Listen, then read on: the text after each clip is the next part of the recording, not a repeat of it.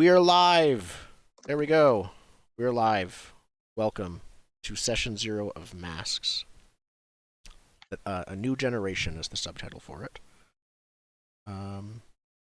So, how would I describe Masks? It is... the simplest way to put it is it's a superhero game. That's not nearly enough to properly describe it, I think. It is specifically a teenage superheroes coming into and sort of coming of age type of powered by the apocalypse role-playing game. It is widely considered as one of the best ones around for Powered by the Apocalypse games in terms of genre emulation and how fun it is to play. I've played it before. I've GM'd one-shots of it before. I have played as a PC in it before. I have never GM'd a campaign of it before, and until now, I've never actually read the full book before, which is chock full of excellent advice. Yeah, I think from what I understand about Masks is take normal teenage angst, make those teenagers have superpowers. That's basically it. That's perfect. What's everyone else's experience with Masks as a game? I've watched almost every form of Teen Titans and most other animated teenage cartoon superhero show, and that's the whole thing. That's perfect. Yeah. Cartoon superheroes is pretty much the genre that I would say I watch most of my TV in. I participated in both that long-range campaign and both of those one-shots. So, I would consider myself a Marvel whore. So I'm deep in the superheroes. And I've been reading comic books since I was 10, so lots of history there. Excellent. And I've had the book for this for years. I've just never had the opportunity to play it. I've also I've audiobook read All of Worm, which is the largest novel Oh my god. written, and that is all superhero stuff too. That's a crazy one, because that started on the internet, right? I remember in high It's not really school. on the internet. It is like a web serial, so it's like instead of like novel editions, it's blog posts. But it's like 11 novels worth for the contiguous story. Yep. It's a lot. Yeah. And it's like teenage superhero crap. It's the whole thing. So today we'll be doing Session 0. We'll be making our characters, talking about what the heck this is going to be, and likely, based on how the book lays it out, we might be playing today, based on what it suggests, but we'll see how that goes. Do not need to. So... I like... Oh, I was going to say, we've all sort of stuck with a central theme that is cosmic bullshit. What theme is that? Cosmic bullshit. I guess. That's fair. So, yeah, we already talked about our playbooks, and we'll be making our characters in detail here at Session 0. But we'll be talking about... we already have some ideas in mind. I think a lot of us all have strong ideas in mind. But I think I'll start by introducing the main background character of the show, Halcyon City, which is where every mass campaign should take place in. Halcyon City is... We previously talked... It is actually in the rules. And it says in the rules, don't have it anywhere else. I don't like that rule. Okay. We'll move Halcyon City if we can't have it where I want it. It doesn't matter where it is. Here are the things about Halcyon City it mentions. And move it somewhere else. Where I want. Specifically, it is basically like superhero city, superhero central. It is where many of the superheroes and supervillains congregate there because it's already known for its population of meta-humans. But there also just happens to be a weirdness around it where, like, if there's an extra-dimensional invader, it'll happen in the streets of Halcyon City. If there's an alien invasion, that's where they show up as well. Yeah. It's like London and Doctor Who. Exactly. Yeah, like everything shows up Everything there, just happens that's where there. the protagonist is.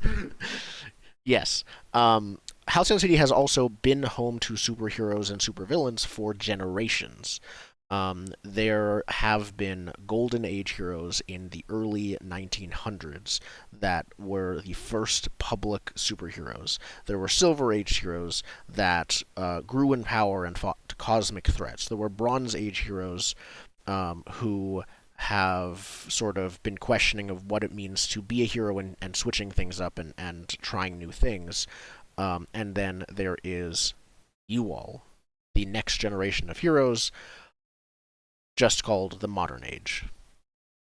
So there are your parents and your grandparents and your great-grandparents all have been superheroes. Not literally everyone, but people up to that age. We're the Zoomer heroes. Yep. Right. Yep. Yeah, and so that's how that's the setting of the game. There are other details where like it's the city has kind of grown used to superheroism. Not it's still amazing, but like rebuilding after it, one supervillain fight will not cripple anything. People will be out and doing the regular life the next day. Things like that. So it's yeah, sort of a superheroic society kind of thing. This is the golden capital of this age. Oh, dread it. There goes another skyscraper. Good thing we have this other superhero to rebuild it for tomorrow. Exactly. Man, the public works in this city is fantastic. We're gonna have to have a conversation about who has superpowers, because I've been watching My Hero Academia recently. Very much in favor of everyone has powers, and that's just like the nightmare world we live in. I also have considered that and have to say, because this game is specifically built in a DC lens, I'm going to have to go with no, not everyone has powers, even if they're, mostly useless. I think superpowers themselves are not meant to kind of be mundane or like a tool, which is how My Hero Academia treats it, as like you have this tool and you learn it. It is a very different mindset of what superpowers are. Mm-hmm. So I don't think everyone does have powers, but as I said, relatively speaking, superpowers are more common. I'm imagining many of the schools what's the have like superpowered demographic looking like? Well, I'm guessing many schools who are older in this city would have like this one of the hallways is dedicated to heroes that have come from our school, and they have like it's maybe like one every 10 years or something, or like it's not common, but there's like a handful of them. So if one out of every okay. We're gonna have to figure out the demographic of. Yeah. Could there be There's like a hero club at the various high school, as in here are all the people with powers, you have yourself a special little class, enjoy. It's not that common, but there would there wouldn't be a hero club in high school. That'd be called a superhero team. Yeah. As for the Teen Titans. As for a school-sponsored superhero team, that isn't the norm, but I could absolutely see some nice, like some private schools doing that, of just like it's like esports. Yeah, they have their own esports team. Kind of. Discount your tuition if you have powers and join our team. Exactly. Pretty much. Like they're trying to attract superheroes to join to go to school with them. So, is there a population of people with powers that are neither hero nor villain? Do we have none are mentioned? None are mentioned. I think I'm not saying they have to be common, but I think that's a fun consideration. Those are the people that said, "With great power comes no responsibility." Because I'm not going to. I was going to say there probably are, but involved. yeah. One of the things that you can do as you advance is retire from the hero life. That doesn't mean you lose your superpowers. So there are definitely retired heroes or people who don't want to be a hero, and that's a thing. I am not going to say that's common or uncommon. I am going to say the game is not a focus on that. If that makes sense. Mm-hmm. But yeah, Halcyon City is intentionally kind of huge. It lists 10 million people and says the biggest city in the world. I don't think 10 million people is the biggest city in the world, so I don't. But either way, it's supposed to be this massive sprawl with pretty much anything you could think of being in a city is in here somewhere. I'm Googling it right now. Yeah, I'm already Googling. I'm sorry, I'm the worst. Tokyo I've has got 37.39 million. Yeah. So. Yep. Wait, what was it? Tokyo has 37.39 million. That's more like that's it. more. That's more. That's We're, much we're more. little Tokyo. Mine's in mine says Tokyo 37.4 million. That's the 2018 population estimate by the UN. Thanks, Wikipedia. Mm-hmm. But yeah, Halcyon City is meant to just be this gigantic populous sprawl. That is crime stats? No, we don't have crime stats. That's 100% because there's supervillains. There's a crime every day. It does basically mention how, like, yeah, no, it's normal for just things to happen. You go to the mall and a supervillain attacks the mall because you're there. All right. How legal is supervillainy? That feels a bit like a redundant question. No, it's not. Because if superheroes are, because this depends if superheroes are profitable. Like if there's a business model around superheroes, the only way to keep that economy afloat is for them to fight sanctioned. This game is about teenagers. The economy is not relevant. At least to this game. So let's say the economy is booming. Superheroes do not have to worry about There's no eating. economic superhero whose power is like in foresight and he just controls the stock market. I'm Captain Capitalism, here to ruin your stocks. If there is, they will be mentioned slightly, and that is it. Oh man. Fuck, that's a good character. Captain A new and Capitalism. interesting way to use the power continuum. So, I figured we should start by choosing our playbooks, of which everyone has already chosen their playbooks. So, Zen, what is your playbook? I will be playing the Legionnaire, someone that draws their power from an association with a cosmic police force of some sort. Mm-hmm. So that's one of the extended playbooks, so we're playing with a couple of those, in addition to some of the core playbooks. Indigo, what playbook are you? I'm playing the Scion, the child of a supervillain. Yep, who has turned to superheroics. Jordan, who will you be playing as? I will be playing as the Nova, which is, you have unlimited power. And you often hurt people with it. Unlimited power? Cool. Well, it's... Yep. Unlimited power and collateral damage. Yep. Listen, I chose a kid who has godlike powers and just wants to be a normal teenager, man. I am explicitly weaker than at least one other person in the setting. And your power is I am stronger than everyone else. That is specifically the Nova's thing. However, they're also not great at controlling that power. Exactly. Yeah, I throw black holes. You don't really control what happens to a black hole. You just sort of fling it out there and see what happens. Yep. So, Marissa, who are you playing as? I am playing as the Doomed. So if you're knowing Teen Titans, that is Raven, and it's very obviously Raven. It's basically something about your powers or whatnot means that the end of the world is coming, and it is coming to you, and it is your fault. Enjoy.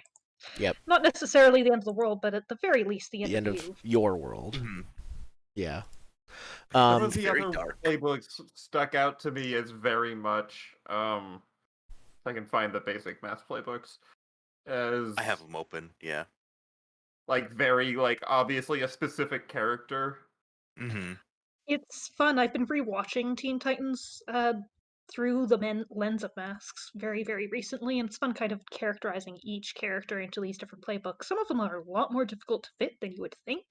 Others, like Starfire and Raven, are dead on easy. Mm-hmm. And then you've got a couple of things where you can even see the mechanics coming into play, like, oh yeah, they just rolled a fail roll on this thing, so they took that condition and are doing this to clear that condition, and it's really quite fun watching the tropes play out. Mm-hmm. says something good about the game, that you can basically take existing media that predates it and say, oh, that's a Masks game. Yeah. Yeah. Surprisingly, when I was talking about it, I have the theory that Robin is, despite his stature in Teen Titans, he's a bull. Mm-hmm. Yep. He doesn't really fit in anyone else. There is no Batman for him to protege to, and... Yep, but he has a love and a rival, and that's his big thing. And he... Yeah. Oh, yeah. I see it now. So there are also 4 specifically things that Mask says about player characters, and that this is... so you are all... firstly, you are a team of young superheroes. Many of the specifics we will decide through the playbooks or through play or your decisions, but there are 4 things about the team that are always true. 1, you all choose to be here. You might be pressured or feel guilt, and be part of the team to absolve it. You might say you don't want to be here, but ultimately you, or at least right now, want to be a superhero and part of this team. It might be more that you just want to have other superpowered friends or be with your friends and be part of the team as part of that. You don't have to want to do super heroics, but you want to be on the team. You are not killers, is the second thing. That does not mean you have not ever killed anyone accidentally or led to people's deaths, but you are not you do not solve problems by killing people on the other side. You do not intentionally kill. Mm-hmm. And what the game says is, so far, your team has not gone down that dark path. Yeah. Doesn't mean you won't end up that way. We don't know what happens to someone when they go through a black hole. Yeah. We just know they're not there anymore. Yeah, we have that Batman thing, or like just the weird superhero, supervillain agreement where you won't kill us and we won't kill you. Yeah. And it's just kind of like a handshake agreement that we can all blow up the city. Let's not. Yeah. Yeah. I'm not sure the villains are so much handshaking on that one quite yet. Mean, it depends on the genre you're in. Mm-hmm. Yeah. And the villain, if you're in like this case. Batman and the Joker does a lot of fucked up stuff. But I'm saying it depends on the superhero genre, because there is like definitely enough superhero media where even if the villains win, the hero spends 2 days at home resting and they're fine, because that's the level of combat everyone kind of does. Yeah. Mm-hmm. Fair. The next one is, you are not illegal or openly hunted yet. It says yet. Your team might technically be illegal, depending on the specifics of how superhuman teams are treated in our version of the city. But even if we are technically illegal, you are not hunted by authorities yet. Adults are more than likely sort of offering to guide you or to sanction you, or to take you under their wing.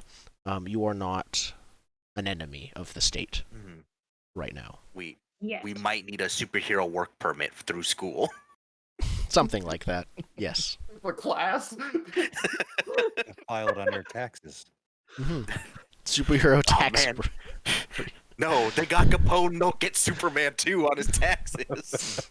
We're on the school's super heroics insurance. Yeah. That's why we operate through the school. I mean, I am actually good with this school-run superhero team. That sounds very fun. We are the school superhero team. We all have the school mascot. And you have a coach, basically, who has never been a superhero, by the way. Oh, no. It's a superpower. It's been one teacher with the power. They're like, you have a power, so you do it. My power's like shooting mild water spouts from my finger. What is that useful? It's something. Go do it. You're in charge. It's better than nothing. Coach Fountain, what are we doing today? We'll talk about that. That's totally an option. I like to think it's a guy who was like us, tried to be a superhero as a teenager, and he's like, I'm not cut out for this, right? Like, listen, I can't go pro, so then he just becomes the superhero PE teacher. Perfect. And the last caveat, the last thing here is, you are not beloved. Just as you are not yet hunted by other superheroes or law enforcement, you are not beloved by the city yet. You might be more or less well-liked or doubted, but either way, you have not been around long enough for the public to truly develop any kind of abiding interest in you. If you are loved, it is the fleeting limelight love of celebrity rather than someone truly caring about you as a team. for a public school superhero team. Like there's think of public school, high school football teams. We don't remember their names in the halls of history. It's the same thing. Yes. Yeah. We only remember them if they go to the NFL. Yeah, it's like we can trace the lineage back, but that's about it. That's where it matters is after you make it big. So that brings up my first question then. This is a thing we should confirm early on. Is that a direction we want to go? School-sponsored, like, school superhero team? I'm honestly down for it because then we don't have to have that conflict of like, oh man, I gotta skip class because Destructo's destroying the mall. We get it written off by our PE teacher. It's tough with the Legion, the though. layer effect with the Legionnaire, yeah. Yeah, that's the thing. That's my only problem with You already have some authority over you that are dictating You're the how foreign you should exchange be. student. Or a transfer student. Transfers. Well, you are an Earthling. That's part of the Legionnaire as well. You're not an alien. Mm-hmm. Or this is part of your training regimen. It's like you gotta finish your high school course. I mean, it would make sense. They'd probably want me to know like Earth laws and stuff, so you can uphold them when you're. Wait, Yeah. so with the Legion, right? It's like a galactic organization. Yes. Yeah. What if we're at their charter school and you're like the guy? You're like the protege of the school they just fund. But that would make you really big in the setting. Yeah. I think the idea isn't that you're big, it's just that you have a connection to something outside of the local constabulary. You're beholden to something larger than just the mayor. So I think then, at the start at least, we'll not do a school-sponsored superhero team. Okay. Yeah. Marissa, do you have any opinions one way or the other? I both really like the idea of sponsored as it makes it easy for us to figure out, well, this is how our characters came together. We were in this team. But I also know that there's a section on how to create that. So I'd almost like to jump in there, figure out what we come up with, and we could depending on how that evolves. I like the idea of school-sponsored superhero teams. I'm not sold on us needing to be part of one. Okay. Yeah. In the fiction, but they're just they are there. Yeah, there are school-sponsored superhero teams. It is not like an unheard of concept. And if we have our Goonies version of it, it means we can interact with the more official high school superheroes. Or people just assume that you are, like, sometimes. Even if they know we're not, it means we can have the moment of we respond to a crime and then the prep school team is already there mopping it up. Yeah.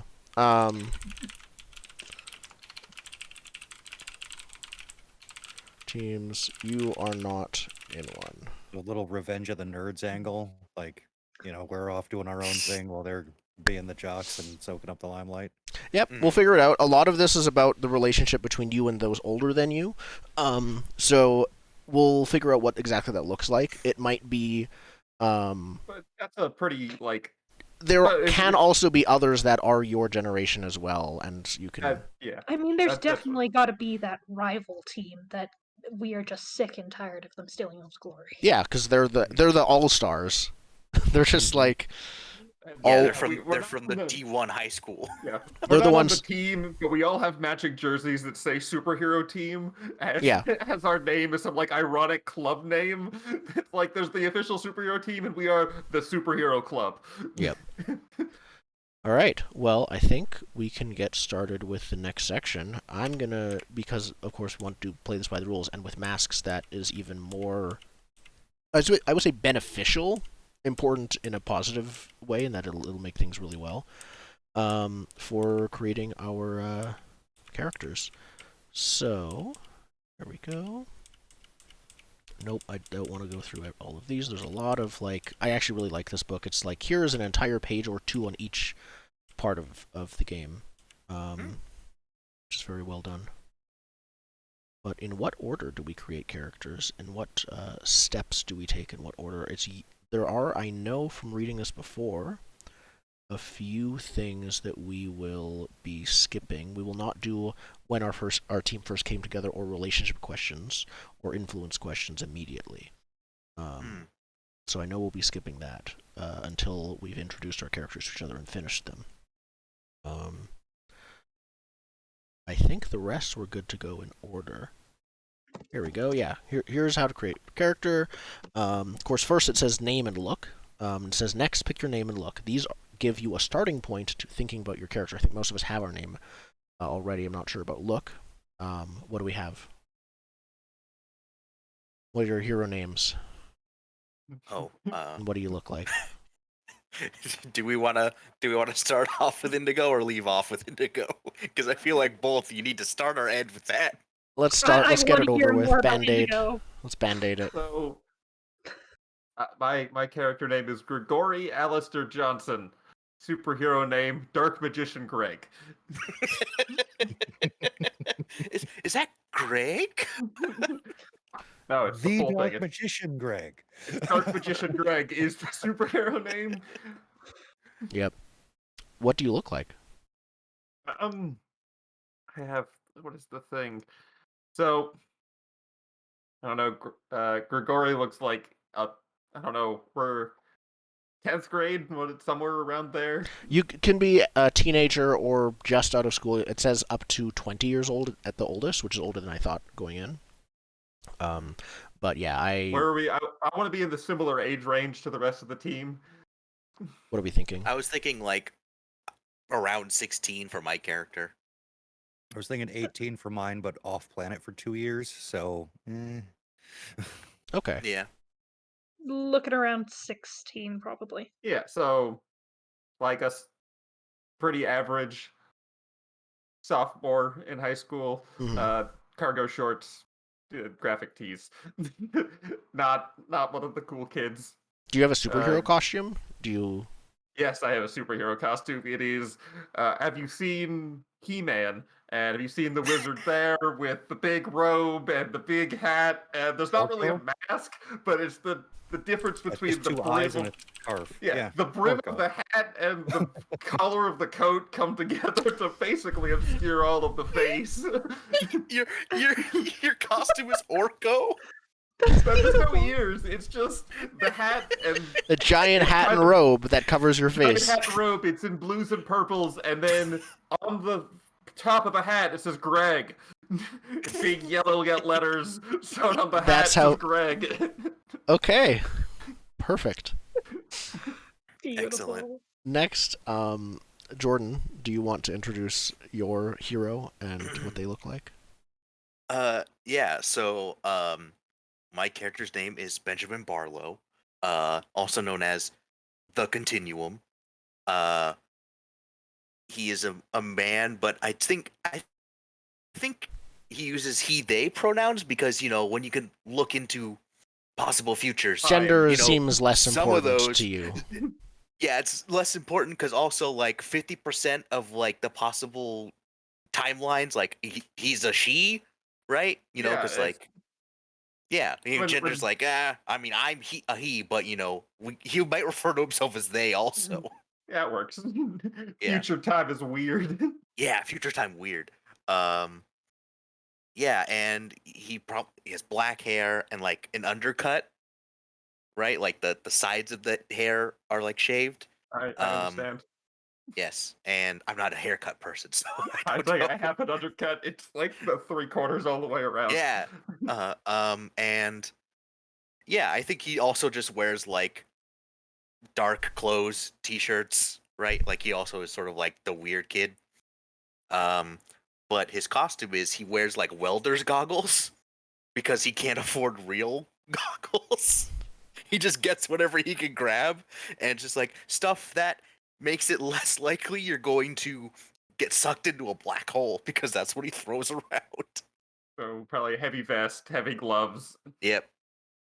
Okay. He wants to weigh himself down. What is that? What's the guy from Teenage Mutant Ninja Turtles? I'm forgetting his name. Casey Jones? Yeah, Casey Jones, but instead of a sports theme, it's like a construction worker theme. Yeah, kind of like Interesting. He does dye some things to have like a color theme. Like he's not wearing a high vis. Yeah. But he just wants to be weighed down a little bit because black holes. Fair. Tool belts of lead weights. Yep. That'll negate it in superhero fiction. he raids the school swim team for the diving belts. Perfect. Whatever you're doing, you're not moving quickly. No. Yep. All right, Marissa, who is your hero and what do they look like? All right. My name is Liv, or my name is Oblivion, rather, but you can call me Liv. I don't actually remember what my real name is, so that'll do. As for what do they look like, I'm awful when it comes to looks. I'm writing along the lines of white hair now because why not? That's fun. Hey, we have heroes. Let's play with it. Yeah. With for the majority of normal type clothes, they are aggressively normal. Jeans, t-shirts, whatever. She does have some sort of a superhero uniform, and that looks somewhat more. It's more put together for sure. It was official at some point. And because I really like the idea of this, it has definitely got to be pink because you just don't. There's not enough pink dooms out there. That's fair. Yep. If anyone wants to add more detail to their look, each of the playbooks has a specific list of things that you can pick from, which is useful. And Zen, what's your hero name and what do you look like? So Kyle Stewart is fairly average looking, tannish skin, brown hair, like swept back, but close cut with like that one little kinked over piece of hair. Oh yeah. Wears normal clothes when he's not on the job, but when he is, his uniform is sort of, well, his skin sort of goes metallic, and you can see like stars in it. So like a sparkly finish on a trading card. Sort of, yeah. Like chrome with galaxies. You can see through it a little bit, so it's just layered. It's a layered effect. Yeah. And there are two sort of metal spheres that just orbit him on like a 45-degree axis. Oh, okay. All right. How big are those spheres? He would be known to all of you as Conduit. Conduit. Okay. Yeah. I think that changed since I saw it last time. I thought I saw antimatter. Yeah, it was different, but now it's Conduit. Perfect. You all seem excellent. So, the next thing is choosing your abilities and superpowers. Yeah. Oh, on the stream, Zen, your thing is it's not mirrored, so it's still backwards. Oh, it is still backwards. Okay. Still backwards. Okay. So then you can switch it back. Do these character sheets have a place for powers? I have not seen one. I haven't seen it either. No, you'd have to write it down on your bio and info. Usually under abilities? Okay. Also, if you click the check mark next to playbook, the playbook selection check marks will all go away, so you can not see all of that anymore. Yeah. For some I reason, figured that one out. Yeah. For convenience, I'm going to say our school has a uniform because I think Gregori just wears it a lot. The standard stock out of hero is school uniform. So whatever we land on that being, that's his standard wear. You just wear. Okay, perfect. Well, I'll start with Zen, since we ended with him. You, as Legionnaire, your power, it says, your powers come from a symbol of your Legion's authority. This always includes flight, and you get to pick two others. I'm also curious as to what the symbol of your Legion's authority is. So the symbol of my Legion's authority is basically this on his chest. Okay. Okay. Hold on. The cameras froze again, and I don't know why. And again, once again, they all froze except Indigo's. I'm the best camera.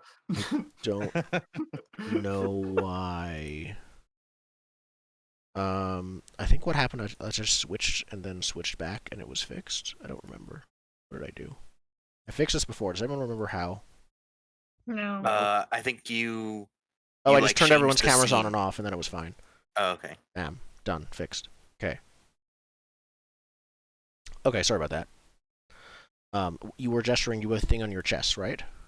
Yeah, this symbol here that's in the palm of my hand. Okay, so like the symbol of an atom. Yeah. Very cool. And of course, the spinning spheres are what wield the power. So do they manifest when you like put on your costume? The transformation sequence. You carry them in like an instrument case to school. Yeah, basically, no. There's basically these two spheres just in his pockets at all times, and they're what manifests everything. You say sphere or spear? Sphere. Like orbs. Okay, yeah. okay. I was thinking spheres. Oh, yeah, I'm hearing that. Pocket spears. Like javelins that rotate around you. Rotating javelins. Yes. That changes the picture a little bit, yeah. Yeah, no, most definitely. No, like Mr. Terrific, like the... Yeah, it makes more sense now. Yeah. And like what are your... ball-bearing size shiny things that go around you. In addition to flight, hubble your enemies. Yeah. What are your other two powers? That would be... Now, I was torn on this one, but I think I'm going to go with gravimetric blasts and hard light constructs. Nice. I like it. I was thinking augmented strength and resilience, but with hard light constructs, I can make armor. I'm good. Like That's fair. That's very fair. Jordan, or should I say Continuum, what are your powers? So I know I want to do stuff with like black holes and like time and space stuff. So would that be hold on, gravity manipulation or cosmic energies? I would say if there's energies. also time and space stuff, it's more cosmic energies, yeah. Okay. Then I have power over the cosmic continuum. You could even just say black holes because there's things, I'm pretty sure, I'm not an astrophysicist. I don't know this for sure. When you get closer to a black hole, doesn't time get wonky too? Mm-hmm. Sure, So we'll it could just be the time manipulation could just be offshoot of that. Where you the time gravity wonky to the black hole. does change time, so yeah. Yeah, I'll just go gravity. Sure how. You will go gravity then? Yeah. Okay. Because based on the flares I want to take, that makes more sense. All right, perfect. It'll just be black hole themed. That's pretty easy. It's black hole themed, and then time is like, time Part of gets that. weird in a black hole. Yep. Yeah. Marissa? Maybe the sixth dimension's in the black hole. You don't know. Yes. What are Oblivion's powers? Dooms are somewhat overpowered, and considering we already have a Nova in the group, but I get 3. And I chose memory manipulation, which is what I want to play with most for sure. Vitality absorption and superhuman strength and speed, which are together as one.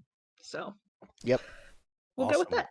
Yep. That's great. So those are all get away from related. some black holes. They're also, in one way or another, related to your Doom, which we'll get to, and I'll ask questions about later. A fucking vampire. Great. Like a memory vampire? Oh my god, you are a memory vampire. I did not think about it in that way. I am. Yep. Oh boy, beautiful. Yep. It's perfect. Now I need to find a way to sparkle. Yeah. Oh boy. Oh no.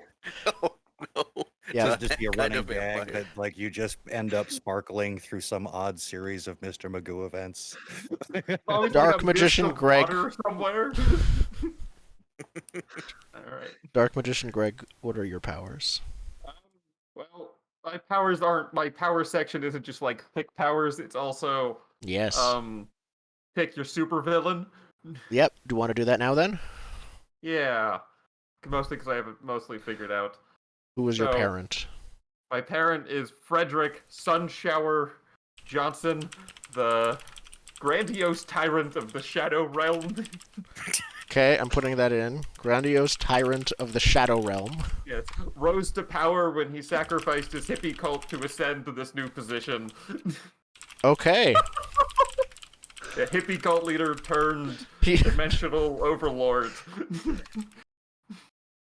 That's terrifying. So I guess the next thing is Supposed to be terrifying. yep.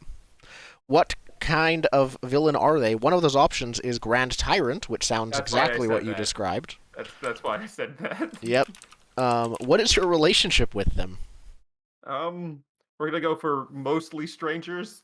I am the 7th son of a dimensional tyrant. I was sent to boarding school. Okay. What happened to the other children, I must ask? Do you know? I was sent to boarding school. Okay, so they were not also sacrificed in the hippie cult. Probably not. Are you human then, or are you I'm human. Okay. Just a dark magician. Boarding school in Halcyon City, then, I assume? No, in the Shadow Realm. Okay. I'm going to high school in Halcyon City. Okay. I'm just gonna add a ... after that sentence for myself to remember. They have an array of abilities, assets, and strengths. What are some of them up to? They have dark sorcery, cosmic might, and powerful allies. Oh, that's just wonderful. Yeah. And what abilities do you use to fight them? I have magical aptitude and a powerful gadget called the Staff of Still Shadows. It's a stick that can touch shadows. Very cool. So I have some questions for you right now then about this. So you said your relationship with your father then is mostly strangers. What was the last thing they said to you? And was it a long time ago or shortly before they ascended? Or was it like long before I then? think the ascension was before I was born. I feel like I was born and Dad was Lord of Shadow Realm. Already. Okay. Already ascended before Grigori was born. Wow.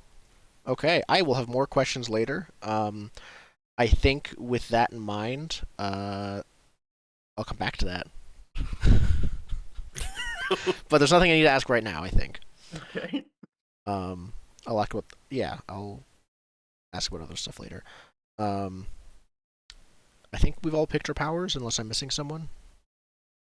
Right? I think we did, everyone. Okay. Next, we assign our labels. So, your labels, also, which we might also call stats, are the ways that you see your own self-identity. So, danger is seeing yourself as threatening, strong, bloody-knuckled, and risky. Other people who see you as dangerous might see you as a danger that they should stay clear of, or a danger to others, or things like that. Then next is freak. If you see yourself as strange, unusual, unique, and powerful. Savior, if you see yourself as defending, guarding, protecting, and stalwart. Superior, of course, is superior, smart, capable, crafty, and quick. And mundane, normal, human, empathetic, and understanding. So these are fluid stats when you choose how they start, but they will change a lot over the course of the game, moving up and down. I believe they start based on your playbook, but you can increase one of them by 1, if I'm not mistaken. Yes. So, what have we got? Who wants to go first if they've picked? Sure. My playbook is very standard down the line as a start. I've got danger at 1. I chose to put my +1 into freak to bring that up to 2. Savior at 1, superior at -1, and mundane at 0. Perfect. Then continuum. That's funny because I was gonna put my savior up by 1, but I'll spread them out a little bit. So I have danger at 1, I have freak at 2, savior at 0. I think I'll put superior at 1. And then my mundane is -1.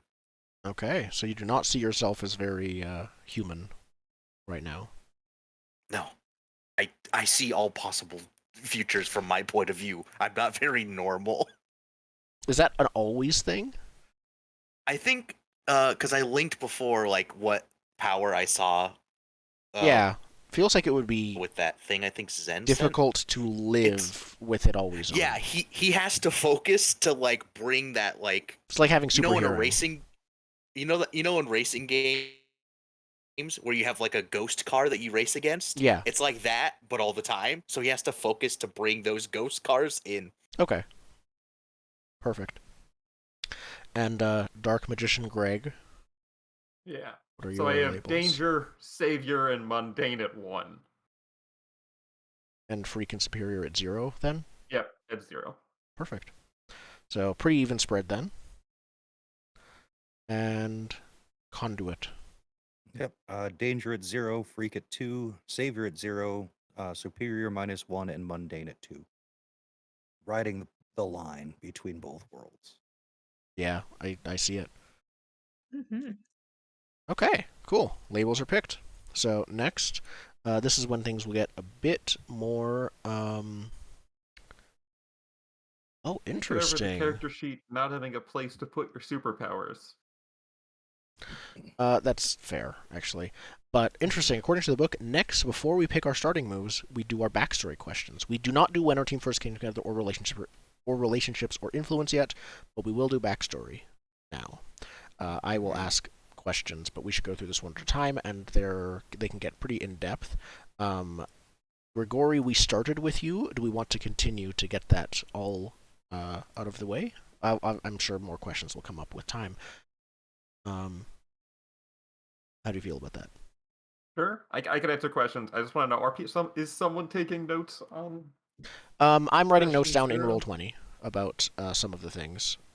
Most of the other stuff I think is like most of the stuff we've discussed so far are like things that are already in your playbook that are set. But like your father is now in Roll20 here. Cool. Nice. Yep. So you have some backstory questions. Do you want to go through them one by one? Sure. Where are my backstory questions? Right under your stats, labels, and conditions. So, who was your supervillain parent? We discussed that. Yeah. Who told you about your parents' true nature? I think the obvious answer is my dad. Like, before sending me off to like boarding school, like I think he's just always been like, I am the all-powerful Lord of the Shadow Realm. So they can just like telepathically communicate with you? You will not define me. Like, a lot of that. Okay, my father, using extra-dimensional telepathy, just casually talks with me sometimes.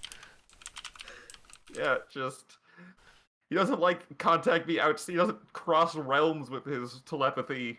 So I'm fine in Halcyon City unless he shows up. Unless he has to, like, physically be present in the plane for it to... In the same realm, at least. Yeah. It's not...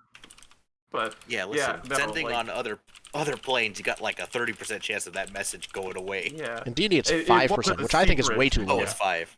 Which I think is way too low. He's not like one of those supervillains that has a normal life, or he's not a supervillain. Yeah.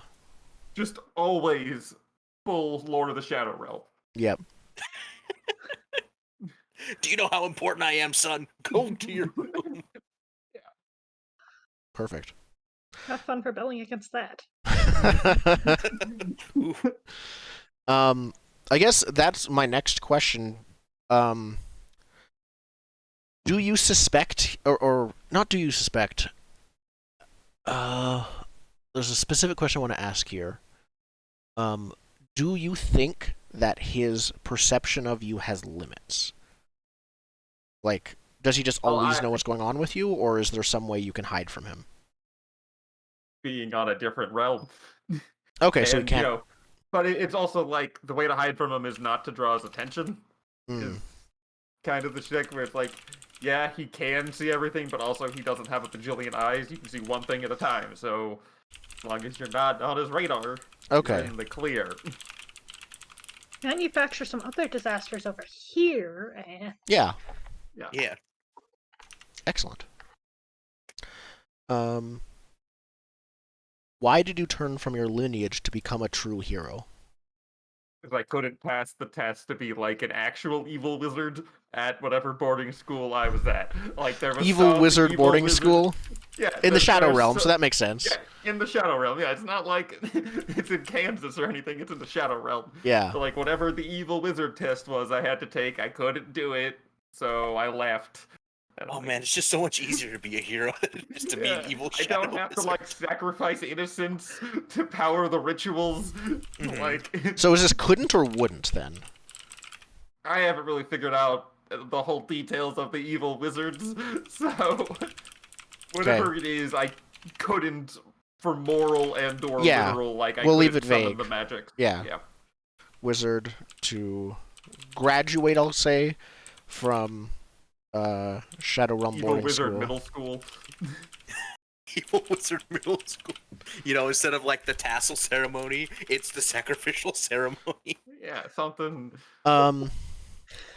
So my next question is, who came with you when you left? Who came with me when I left?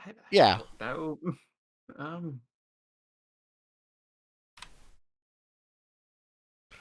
Probably. Do you have like a school BFF or like a school friend or a mother or surrogate mother figure? Probably some. Think I have like a monster in my shadow kind of friend. Ooh. Where it's like it wouldn't be weird in the shadow realm. They're not like a powerful thing. They're just like. It's just a shadow demon. It's just it's a creature of the shadow realm. It's like a raccoon. It's a dog. It's a shadow dog. I'm thinking some scary humanoid-looking thing. Okay, it's treated like a dog, but it looks horrifying. But it's like it's a friend character, not like it has superpowers or anything. It is just a creature of the shadow realm. Literally your pet. Yeah, like goblin-sized, and he lives in my shadow. It's just. Is it like human level sentience, or is it like animal? Dog. Somewhere in the middle, like it can string a sentence together, but it can't learn the piano because that's too much. Yeah, I like to imagine your evil shadow wizard school is like Hogwarts, like you get like an owl or like a cat, or like a frog, but it's like you get this demon, this monster, or this weird thing, and you chose the weird thing. Your eyeballs, you get the thing that lives in the shadow. Perfect. Okay, that's excellent. Who outside of the team helps you on your chosen path? I think there was someone who, like, I still know in the Shadow Realm that have, like, helped me with, like, they still help in some way, some sort of, like, sponsorship. Like, no, he still said, no, it's a teacher, and he's still sending emails home with my report cards. Oh, so they're covering you and pretending you're still in school. Yeah. Okay. That's how I'm getting away with this. I have someone helping me cover it up while I do good. An evil wizard with a heart of gold. Yeah. Yeah. That's great. Help me steal the magic stick I have. Yep. They only just passed the test themselves. They see them. Yeah, they're like, oh no, I almost couldn't pass the test either. Yeah, he'll do it. He'll come back. We'll give them some time off, and then they'll come back, and then they'll really be an evil wizard. They just need some. The teacher's like, man, I wish I took a gap year. I'm gonna let this kid have a gap year. Yep. That's great. A question I have is, I imagine there is probably a great nemesis to your father of some kind. If he is a lord of the Shadow Realm, there's absolutely like some hero probably has fought off him before, and his machinations.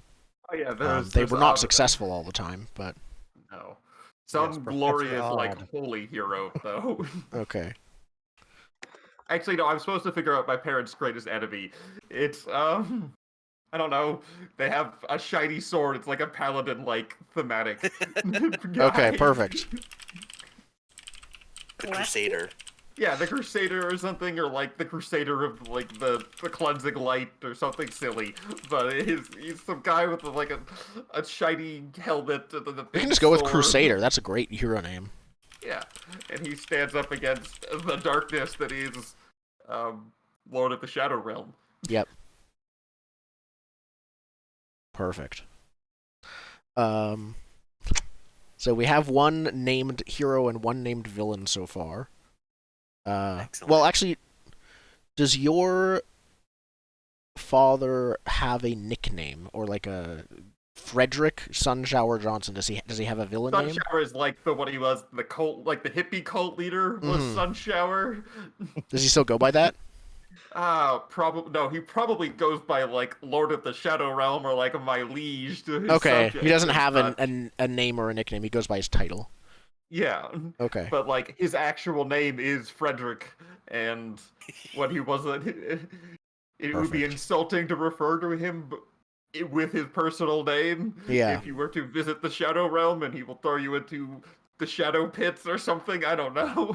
I'm just Yeah, gonna he's write that shooting down. already. How's it going? Definitely towing a line. Like, Would it be Yeah. insulting even for you or like his family to use that name? It's like You'll probably no get a stern one- warning the first time, and then I'd imagine is nepotism still a thing in the Shadow Realm?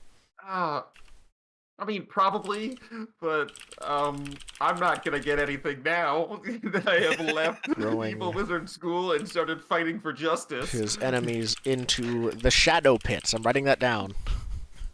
Oh no. This is like Cymex all over again. The Grand Tyrant of the Shadow Realm is grandiose. Yeah. I don't want to get thrown in the Shadow Realm, in the Shadow Pits. Yeah. Is known Shadow for Pits throwing of his the Shadow Realm. Yes, that's the most shadows there. Yeah, the deepest of shadows. Why do you care about the team? Is your last question. I care about the shoot. I don't know. Why do I care about the team? They're my friends. Like it's pretty simple. They're my friends, and they haven't asked me to sacrifice a goat. They're your friends, and they're the first jerks. Like everyone in Shadow Lord, I feel like everyone in the Shadow Realm, like not everyone, but I feel like most people in the Shadow Realm are big jerks. Yeah, because they're encouraged to be jerks. That's the thing. We're the first people that weren't mean to you. Yeah, That's why you like us. Well, it's also you don't have the expectations of, oh, you're the son of the Shadow Lord. Look at you, seventh son of the seventh son. That's probably like the best son in the Shadow Realm, like reverse. Yeah, it's why lens. I'm named after 2 other evil wizards. Yep. Perfect. No, because they were just running out of names after 7 kids. No, it's because I was named after evil wizards because I'm the 7th son. They're trying to like pick my job with my evil wizard name. So, that all makes sense. I think we will figure. Okay, no, we'll figure that out later. I'm gonna ask you later some questions about so now that you live on Earth in Halcyon City and go to school, if you go to school here in high school, how did that get set up? But first, we'll do how did your team come together, because I think that sort of is related. But that's all the questions that I have. You're welcome to ask questions of each other to Indigo, and then if we're good, then I'll move on to the next person. Okay. Sweet. I can't think of any. Who wants to volunteer for next? Will, but not now. All right, so we're gonna answer the rest of these questions later, like when your team first came together. We will etc., answer them etc. later after everyone's did what you did. Got it. Cool. Yes. And there are some more questions I have for you that I'll ask then. Okay. Who wants to volunteer next? Indigo did not volunteer, but we already started on him, so I figured we'll finish it. I mean, I'll go. Okay. Alright. So, first question on your list is the Nova. There are I have to have 4 different documents open for each. One for the general book. Yeah, it's a lot of separate documents. Sorry about that. That's okay. It's not a big deal. Here we go. When did you first use your powers? If we're talking about the weird future sight thing, I feel like he was born with that and didn't realize it was weird until he brought it up to someone. But the gravity thing, I feel like, is new once he started to actually do his powers.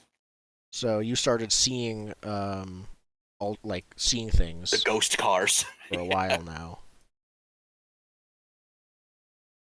And did something happen that manifested it? Was it due to a specific event?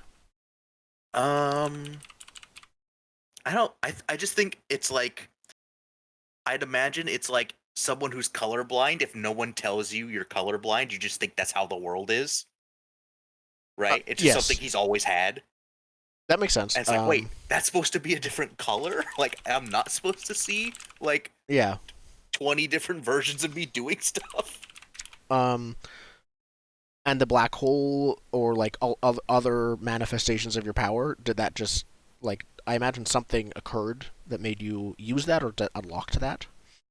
Yeah, I think, I don't know, because I'm kind of in between him being born to superhero parents, or, not, and they just sent him to, like, oh, we should get you, like, a superhero coach. Like, someone else who knows how to deal with this. How to manage your powers.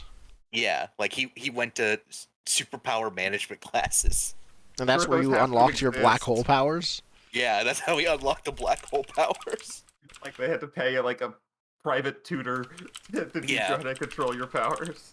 Mm-hmm. So then, yeah, I guess I'll ask now, do you have superpowered parents or not? Or you think they're just regular people? Let's go half and half. We'll say his mother had superpowers, but his father didn't. Okay. Tell us about your mother. I'd like to think that her superpower is in the cosmic realm of some sort. Maybe she has, like, the time powers. Okay. So maybe she's more like more like the brain, right? Like, oh, I could, like, seeing all these future possibilities. He has, like, a lesser version of that. Okay, so she has just the perception part, but to a stronger degree? Yeah, something like that. Or, like, more in that sort of realm of powers. You can manipulate time to some degree. Yeah. Okay. She can A little bit more manipulate time to some manageable. degree. Yeah. How far into the future can you see? Is it just like, okay, Not long. 2-second snippets of 20 different possibilities? Or I think, yeah, probably maybe like a minute at the most.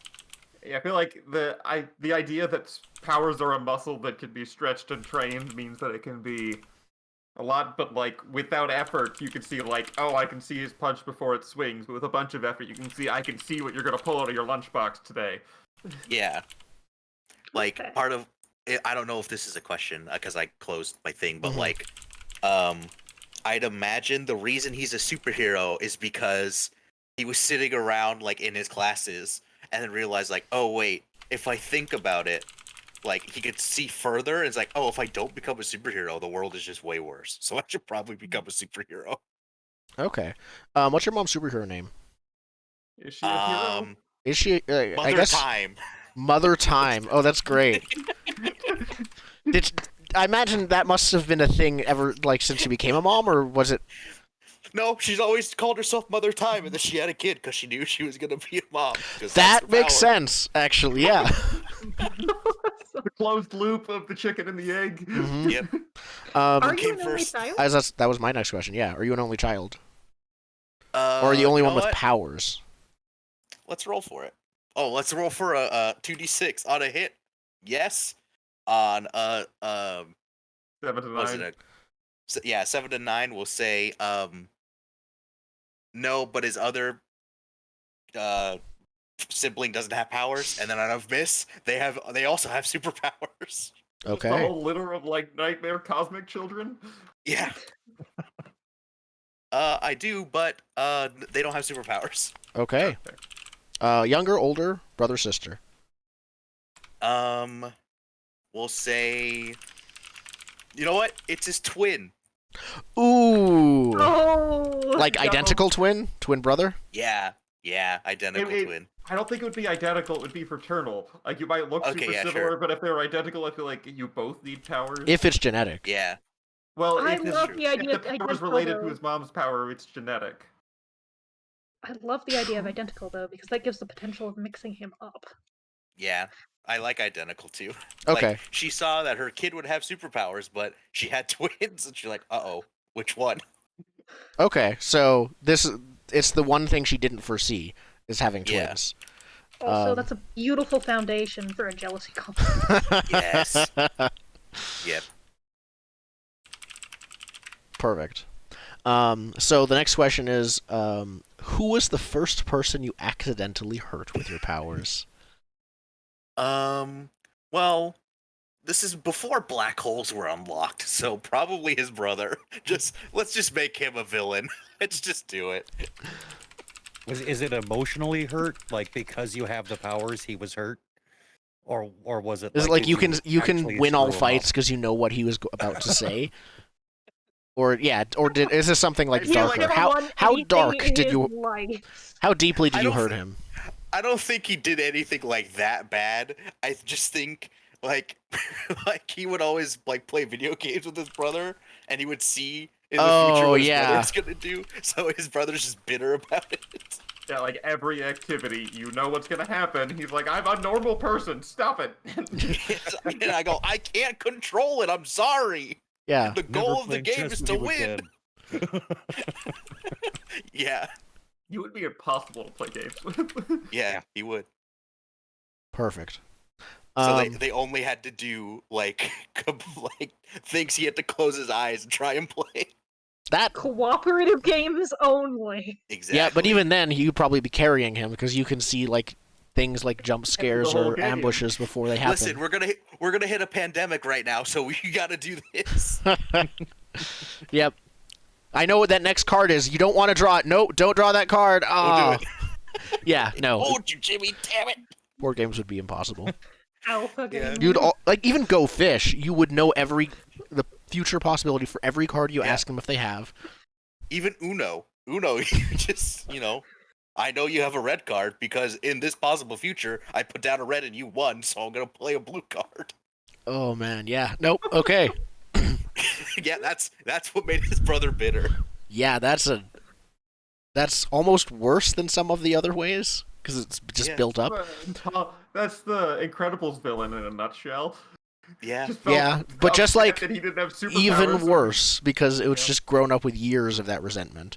Yeah, so he built a laser gun and has taken over your old neighborhood. Who How do your outside? parents treat you? Like, do they treat you equally, or is like one of them, like especially your unpowered dad, like does he favor your brother or anything? I think his dad's like, okay, come on now. You have to try and like not like let your brother win sometimes. Like I think that's more like his parents are always like, oh, come on now, right? So I think Benjamin would think that they're babying his brother. Like, I'm just playing the game by the rules. I can't help that I could see a minute into the future. What's your brother's name? It's got to be another B name. Bernard. Okay. That's such a super villainy name. That's rough on many levels. Like, your brother has not had it good since the start. Yeah.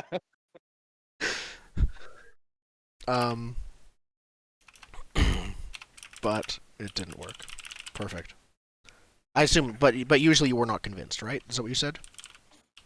I think like he would sometimes let his brother win, but then his brother just knew he's letting him win. Oh There yeah, are so it heroes didn't. that don't have So it's powers almost in I'll this just say it world, didn't right? help. Yeah. There are powerless heroes in this world. There that are don't- powerless heroes. That's They have, correct, like, weapons and and powerless gadgets. villains. Yeah, they have like weapons and gadgets and stuff. Like, so Bernard, if he really got his act together, could be on level if he wanted to. Yes. We'll see. I don't think on level with the Nova is not exactly easy to do, though. Well, on level with average hero strength. Yep. You know, that might be what he's heard before. Of just like, you could be just as good as your superpowered brother if you just put some You just have effort to into it. try way harder. 4 big super powerless heroes, but there's like only 4 of them and like 20 other guys that can tear down a mountain. Mm-hmm. All right. So the next one is who outside of the team helps you control your powers? Oh, it's got to be his private superhero tutor. Okay. Is this perfect. Coach Fountain? This is Coach Fountain. I just love Coach Fountain. Is a dude who can just barely shoot like water gun, like pressure water, and he's like, "Whoa, man, I can't do this." Perfect. Tried making it big, Well, but I feel water like feature as a superhero name doesn't strike fear into people's Yeah. Yeah, hearts. I feel like he's really good at controlling his power. Like that's Oh the yeah, thing he'd be that like he's bam, bam, bam. Like his power sucks. Like his power is weak water coming out of his fingertips, but he's honestly super good at controlling it. But Yeah. like that still doesn't make up for Yeah, he can hit someone a kilometer away with water, and it doesn't do anything because it still won't shoot that hard. But And he it's can not like leave enough a water good to fight fire. He could like leave a good dime-sized bruise on someone from like a kilometer away with his water pistol. If there's any But- robots that have weak points, he can short circuit them. That's probably his highlight of his superhero He has career. maxed out his power, but his power sucks. But he's maxed it out. Yeah. Did he leave Listen, he win- superheroing in disgrace when like the villains just kept calling him the urinator? Listen, he's great at that carnival game where you have to like hit Oh, the yeah. thing in the center with the water. And I mean, it makes Super sense if good. he learns how to control his like shitty power. Like that's a great tutor for the guy that can Yeah. throw black holes around. Yep. Need more precision. Yes, you need to be more precise. It's a black hole, coach. More I precise. can't be precise. Perfect. I love that. So next is why do you continue to use your powers? Oh, it's the reason. Like he sat down like with Coach one day and looked as far as he could and went, "Oh, if I don't become a superhero, the world is just way worse." Because you saw into the future. Perfect. Mm. Okay. And the last question is why do you care about the team? Why does he care? I feel like when he hangs out with them, that's the best possible future. So You don't actually care about the team. You're just being utilitarian. Listen, just playing the odds. When you see into the future, you know, feelings and stuff is a hard thing to grasp. Yeah. I'm feeling monster. It's like I'm here to win at the universe. I will not accept these poor choices in pizza. Listen, We are here to win. Me in the group with everyone else, like we all come together, our powers like combine in such a way that it's the best possible outcome. Do I like you all as people? Sure, but is that because I just hang out with you a lot? I don't know. Probably. Just Probably. friends, you hang out with all the time, but that's it. My We're not letting mundane the is continuum- -1. I'm not very human. I'm a little bit of a sociopath. That's We're the not letting the best thing to continuum have name for the your team. Nova. Yeah. We're a bit of, yeah, there's a bit of Wanna be Dr. known as Manhattan the in there. pragmatic super friends or whatever. Pardon? Yeah. Sir? I said I don't want to be known as the pragmatic super friends if Continuum names the team. Yeah. Yeah. The best course of the probable outcome. Yeah. Yeah, you're gonna workshop our name and we're gonna hate it. Yep. It's all gonna... It's like, listen, I already know what you're gonna name the team. I'm saying no before you even say it. Yep. Okay. Perfect. So, who wants to go next? We have a Legionnaire and a Doomed next. Marissa, I think you have some idea. Oh, yeah, Zen. I can go. Yeah, I've got some vague ideas we need to build on. Mm-hmm. All right. So, the first question is, how did you attract the attention of your Legion? So, at one point, probably 5 or so years ago, there was an alien invasion. That As, you Throwing do, that out as there. it happens. yeah, I mean it's Halcyon City. That's a Thursday. Yeah. Yeah. All I have is that scene, like the first episode of Invincible, where they just like open up and now there's aliens. Yep. That's how it works. But there were a couple of scouts from the Legion that were on planet just checking it out because their whole shtick is if there's intergalactic war, they intercede and just play the neutral party and make sure no one blows each other up. That's their bag. The space UN. So they had sent some scouts in, and they were checking out on the aliens that had invaded, and Kyle's family was not far away. There was an altercation with the aliens, and Kyle ended up being the sole survivor of his mother, his father, and himself that were at home. Now, the only way the Legion will intercede and help a planet is if a member of that species joins them, because otherwise there's no one to speak to the better interests of the planet. So Kyle immediately joined, giving them permission to come and help. Okay. The real question, is it a brand? Is it like a sticker? How do they apply the cosmic logo to your chest? Oh, it's the spheres, mostly. Oh, okay. Okay. Accessorized. Okay. Then to intervene and save and stop the invasion. So your powers completely come from those spheres? And the ability to manipulate them. Now, the other part of Kyle that I didn't describe is a sort of a full body tattoo that spirals down the arms and legs. It's made up of what looks like crop circles, but in sort of a weird pattern. That's great. Nice. And those are the control mechanisms for the spheres. Okay. I need the sphere to go over there. One moment, let me just poke my ankle. No, it's just, hand movement. It's like probably that. it's merged with your nerves or something, or those tattoos. Okay. Yeah. Ooh. Sphere bending. Sphere bending. Basically. Yep. Oh, can you like put them both together and do like the Aang air scooter? But so you mentioned you had been off-world for a couple years. Did that happen as soon as the invasion was stopped, or when did that occur? No, he stayed on Earth for a few years, like just getting used to the power of the Legion, and then they basically brought him out for 2 years to train and become an officially inducted member. Like up until that point, he was just a probationary member. They could have let him go at any point. He had to prove himself. You went to boot camp. Basic training, yeah. Yep. How old were you when your parents and whatnot died in that invasion? 13. You said, okay. Yeah, because you're 18 now. Yeah. They don't have an age restriction. Well, the Legion tends to recruit younger because the hard light constructs, which are the main thrust of their power, require a certain imagination to use. So they have to foster that early. Okay. Got it. And you've just recently gotten back to Earth, then? Yeah, I think he's been back, I don't know, a year, maybe. Like long enough that things have happened since he's been back, but relatively soon. Yeah. Okay. Awesome. So, why was your first mission a failure? Why did you still choose to stay? So I guess you can decide if this was your first mission during like basic training, or this like once you got back to Earth, your first mission back on Earth was a failure. I think it was during basic training. Like they send a squad of us out to just take care of a small dust up. And during that point, there were 4 of us.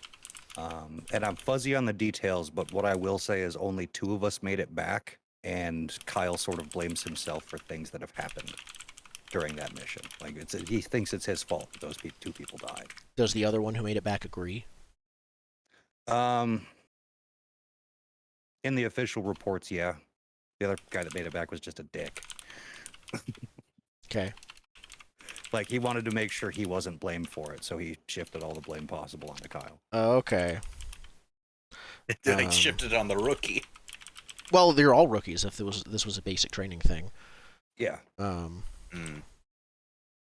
Shifted blame to Kyle, unsure if and you're not sure if it's genuine or if it was just to get blame off of them, like themselves? Well, as far as Kyle's concerned, it was his fault. Something happened on that mission. Some decision he made led to the deaths of those 2 people. So he does blame himself in truth.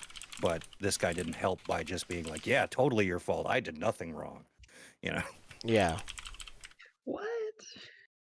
Awesome. So then that brings off the second bit. Why did you still choose to stay? Because with Kyle, failure's not an option. Okay. He cannot live with failure. He has to make up for it. Okay. What did you do something like at the time you would have been like 16 years old or maybe 17 at your first mission? Like, did you try to do something to make up for it, or just be better and train harder? Be better and train harder. And that sort of goes into like the next one. So the next question is, who gives you your orders and how do they want you to be more like them? There's a senior member of the Legion's called the Starforged. There's a senior member named Grisha, who... Grecia? Yeah. Okay. And she's sort of the mentor angle, like the contact back to the Legion. Yeah. She's your handler. Yeah. And I think it was mostly her pointing out everything that she had been pointing out the entire time that Kyle was training, that he's too sloppy, he overuses the power. Like, he puts everything into a blast when he can. Like, he doesn't hold anything back.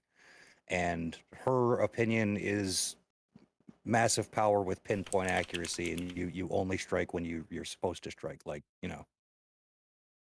Yeah. And that's sort of their dynamic. But I think it was Grisha that, like, showed him that he could be better. So he decided to stay. Okay. So there's sort of appreciation and also sort of tenseness with her pushing you relationship. Yeah.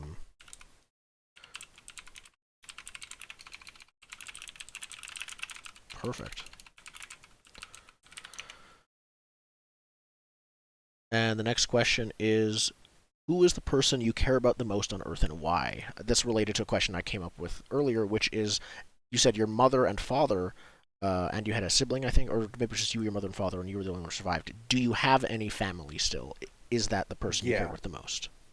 So there's two. It would be my sister and my grandmother. They did survive. However, with everything that happened, Kyle didn't know that until well after he had signed up for the Legion and, you know, given his life away. There's a fair amount of strife between him and his sister for doing that because she was left to take care of their grandmother. Yeah, did she think you were dead? Yeah. Okay. Older or younger? Younger.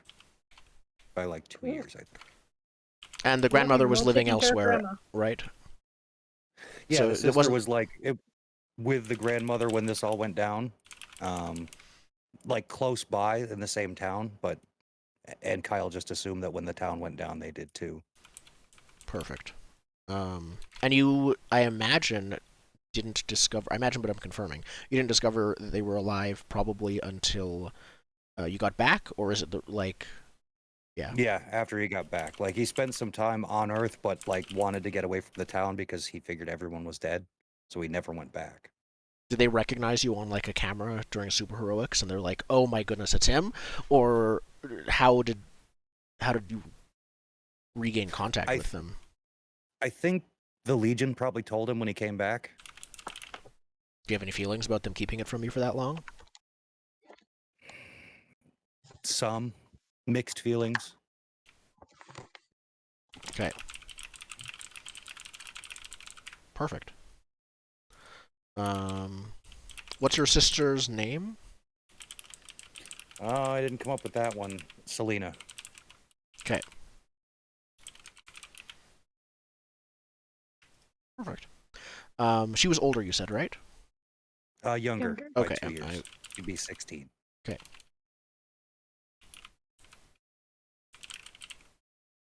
Perfect. Ooh, and next question, of course, is why do you care about the team? Because they're the only people I can be around that sort of get it. You know, walking between two worlds, being beholden to this greater thing, you know, having to do what you have to do, but not really wanting to do it sometimes. Yeah, we're all kind of reluctant with the whole... There's like a trending theme of like, we all kind of something hanging over our heads about the whole superpower nonsense. Yep. Yeah.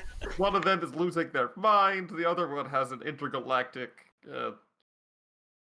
peacekeeping force, like war mediators. Hmm. Mm-hmm. And then you're a bomb. You're a black hole bomb. Oh yeah. You will engulf the Earth. Wait, which one of us is losing our mind? Yeah. The one that's memory erasing. That's true. Mm, I mean, I don't mean like going insane. I mean like literally losing things from your. You lose memories. Yep. So let's talk about the Doomed. So, I think there's some stuff that are not. There are some ideas you told me that are not. I don't think specifically. I guess I'll ask the first question, and you can say as much as you want. Then, when did you first learn of your Doom? All right, so the two big caveats that I should probably start off by mentioning here is one, again, I really want to fall into that memory manipulation stuff, both about me and around me. Anything I know may not be precisely accurate in any way, shape, or form at all. But when did you most recently learn of the Doom? I grew up knowing this Doom. I grew up as part of a lab, basically, to make superheroes. Why they were making this lab and why they were training us or anything, who knows? Nowadays, that doesn't really matter. This is definitely not something that I am telling the majority of the team.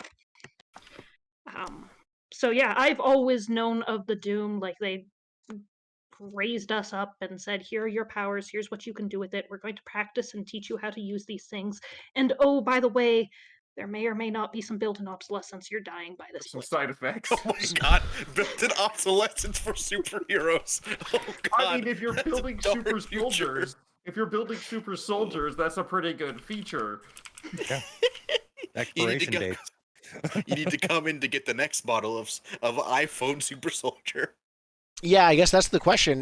Was the obsolescence meant to be more of like you are reliant on this substance to stave it off and it wouldn't happen at first, or did they always plan like, yeah, you're gonna last, I don't know, 5 years, an amount of time because it's superhero time? I kind of like the idea of, here's this drug, or not necessarily drug, but here's the thing, you get the thing every couple of years, you don't get the thing, enjoy. I like the idea of there's this little bit of how superhero versus villain was this place. One person's hero is another person's villain. Yeah. Yep. All right. So yeah, that you were told explicitly and upfront, they weren't hiding this, that if you don't come back to them, this was kind of like a delayed Suicide Squad kind of thing. Well, it wasn't even quite a matter of don't come back to them. I don't think we ever really were much let out into the field. This was very much a secret. It's like, let's grow up and learn and become human beings in this pretty lab. Mm-hmm.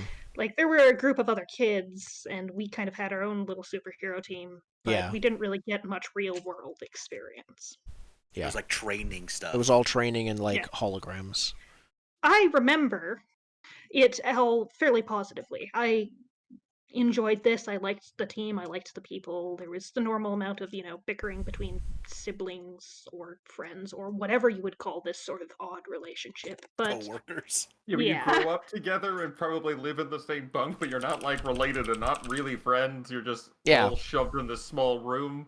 It would definitely be more like friends or siblings. It's, again, a very positive relationship as opposed to co-workers, because, again, we grew up together. I'm getting some strong Maximum Ride vibes from the early books, actually. I have not read those for many years, but sure. That's okay. Yeah. But, like, yeah. With, other lab rats, let's call them that for now. Lab heroes. All right. So when did you get your sanctuary? Because you have those as Doomed. Yeah. So as a Doomed, I get a pretty little sanctuary, and should I just go into what it has here? Sure. Or might as well. Okay. My sanctuary is going to be that lab that I grew up in. One of the other things that the Doomed has is a nemesis. Try to connecting my dots. Basically what happened was at some point, one of the other people in the team, some accident happened. We don't really know what, but it was their fault, and they killed off the rest of the team minus me.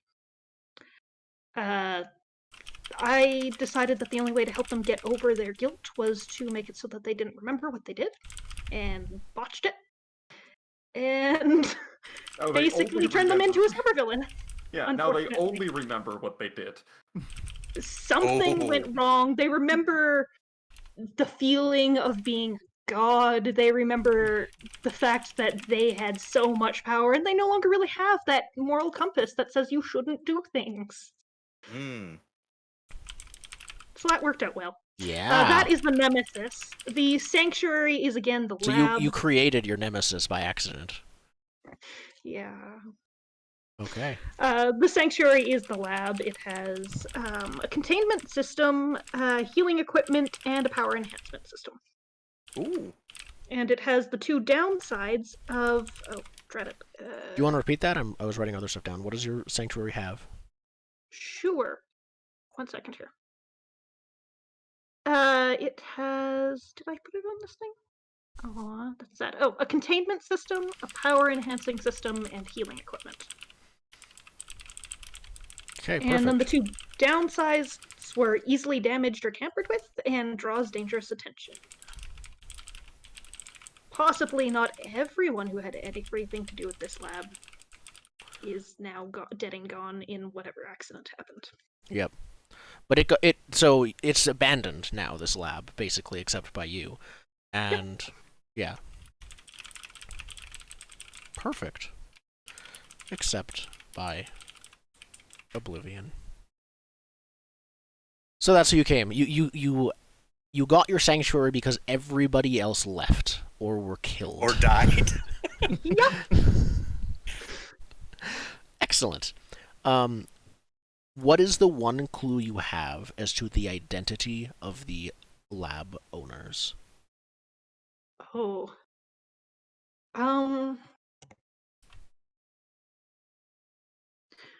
Probably some sort of an insignia. The insignia that's on the uniforms, or that was on all the stuff. Once I've gotten out into the real world, I've seen it about a couple other places, like, I guess, let's call it a company name, or like scrawls on graffiti tags. It just kind of shows up. Like, and it's not really easy to, like, Wikipedia, what does this mean?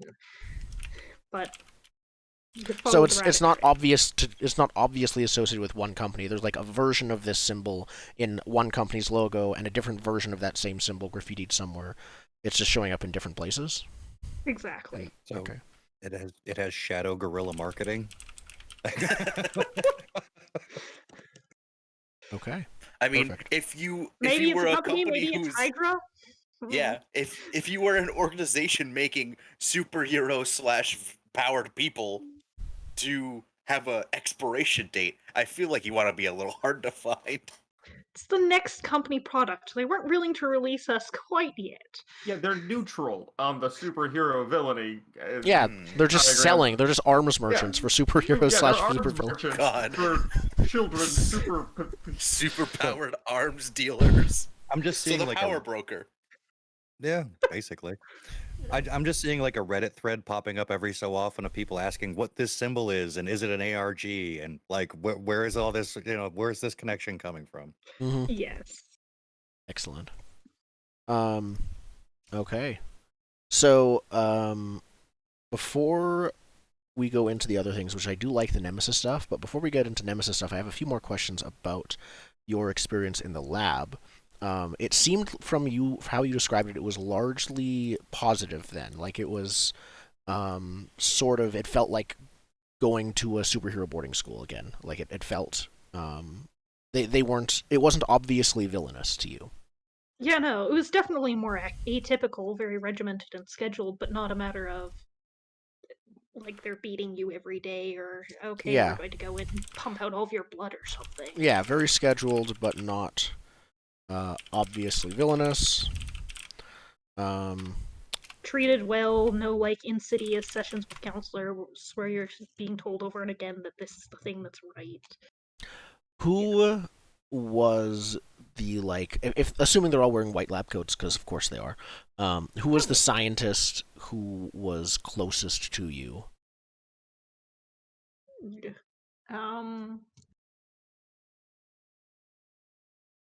Let's go with a Dr. Graham. Okay. I'm just realizing where I suddenly got that name from, which is my previous mask character. Oops. Don't remember that, so that's fine. Good. Yeah, let's go with a Dr. Graham. Okay. Multiverse Dr. Graham. And I don't think they probably weren't killed. They probably just vanished and packed up. What did they... Actually, here's a question. Do you think they know you're still around? Like, were you just let free, basically, when this was abandoned? Or, This thing exploded in a beautiful catastrophe. There was very few people around to bother picking up the pieces, and eventually they threw up their hands and said, forget it, we're just packing out? So they probably don't know that I'm still around. Okay.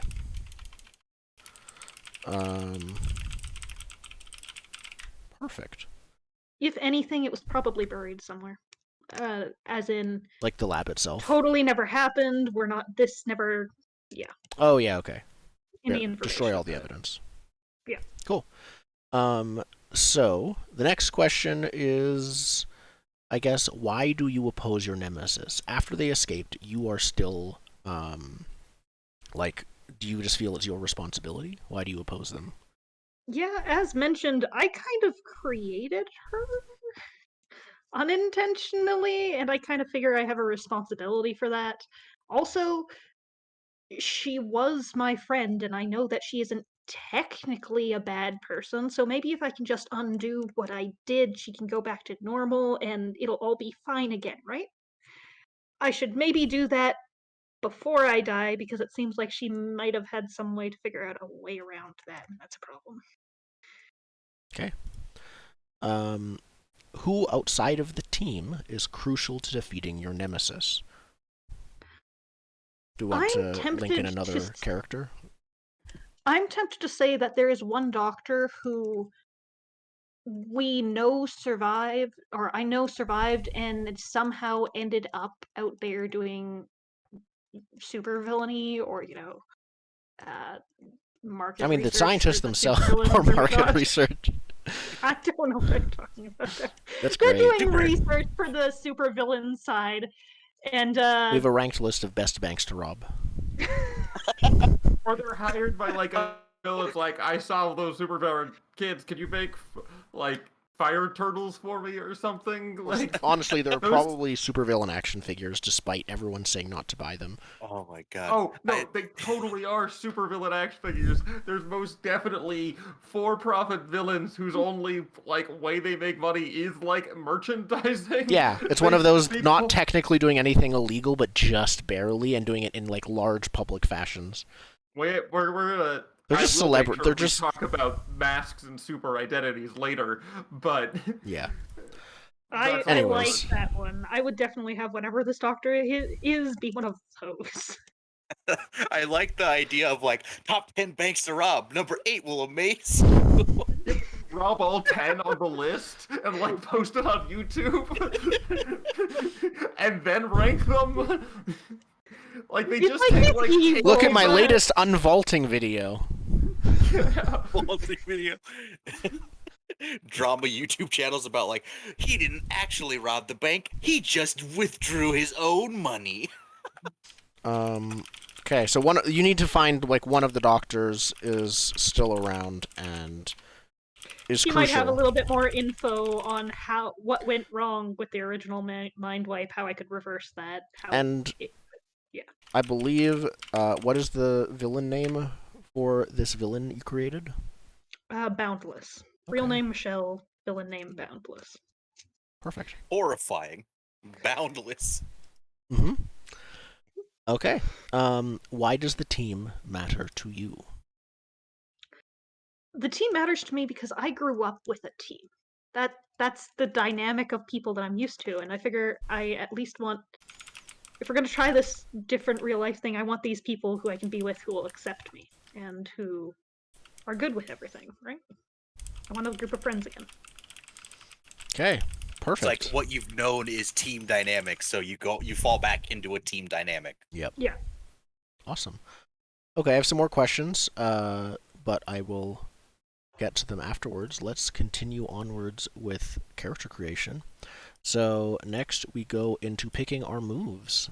I believe each of you get to pick some starting moves and have some starting things that are unique to you.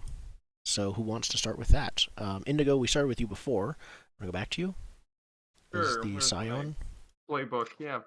So I get 2 Scion moves, right? Yep, 2 of them. And then also there is the respect mechanic, which we'll get to after that, which we can do now too. Yeah. So what are the moves are in the playbook? I'm gonna go for team moves at this point, just so we know what they are, because they're not really options. They're just there. Oh yeah. They're just. Yeah, those are specific to each playbook, the team moves, and you can move those into your character sheet in Roll20. Where is the team move? Should be on like the first page of the sheet. It'll be for you. I'm looking at the sign. The one I have hashed on the last page, actually. Huh? Just above advancement or Scion. I have it right above potential. Yes. That's where it is. Yeah, me too. Oh, okay. Yeah. So my team move is when you share a triumphant celebration with someone. If I have influence over them, I mark potential. If not, give them influence over you and mark potential. And then when I share a vulnerability or weakness with someone. Yep. Ask them if they would defend you against those who mistrust you. Yeah. Okay, excellent.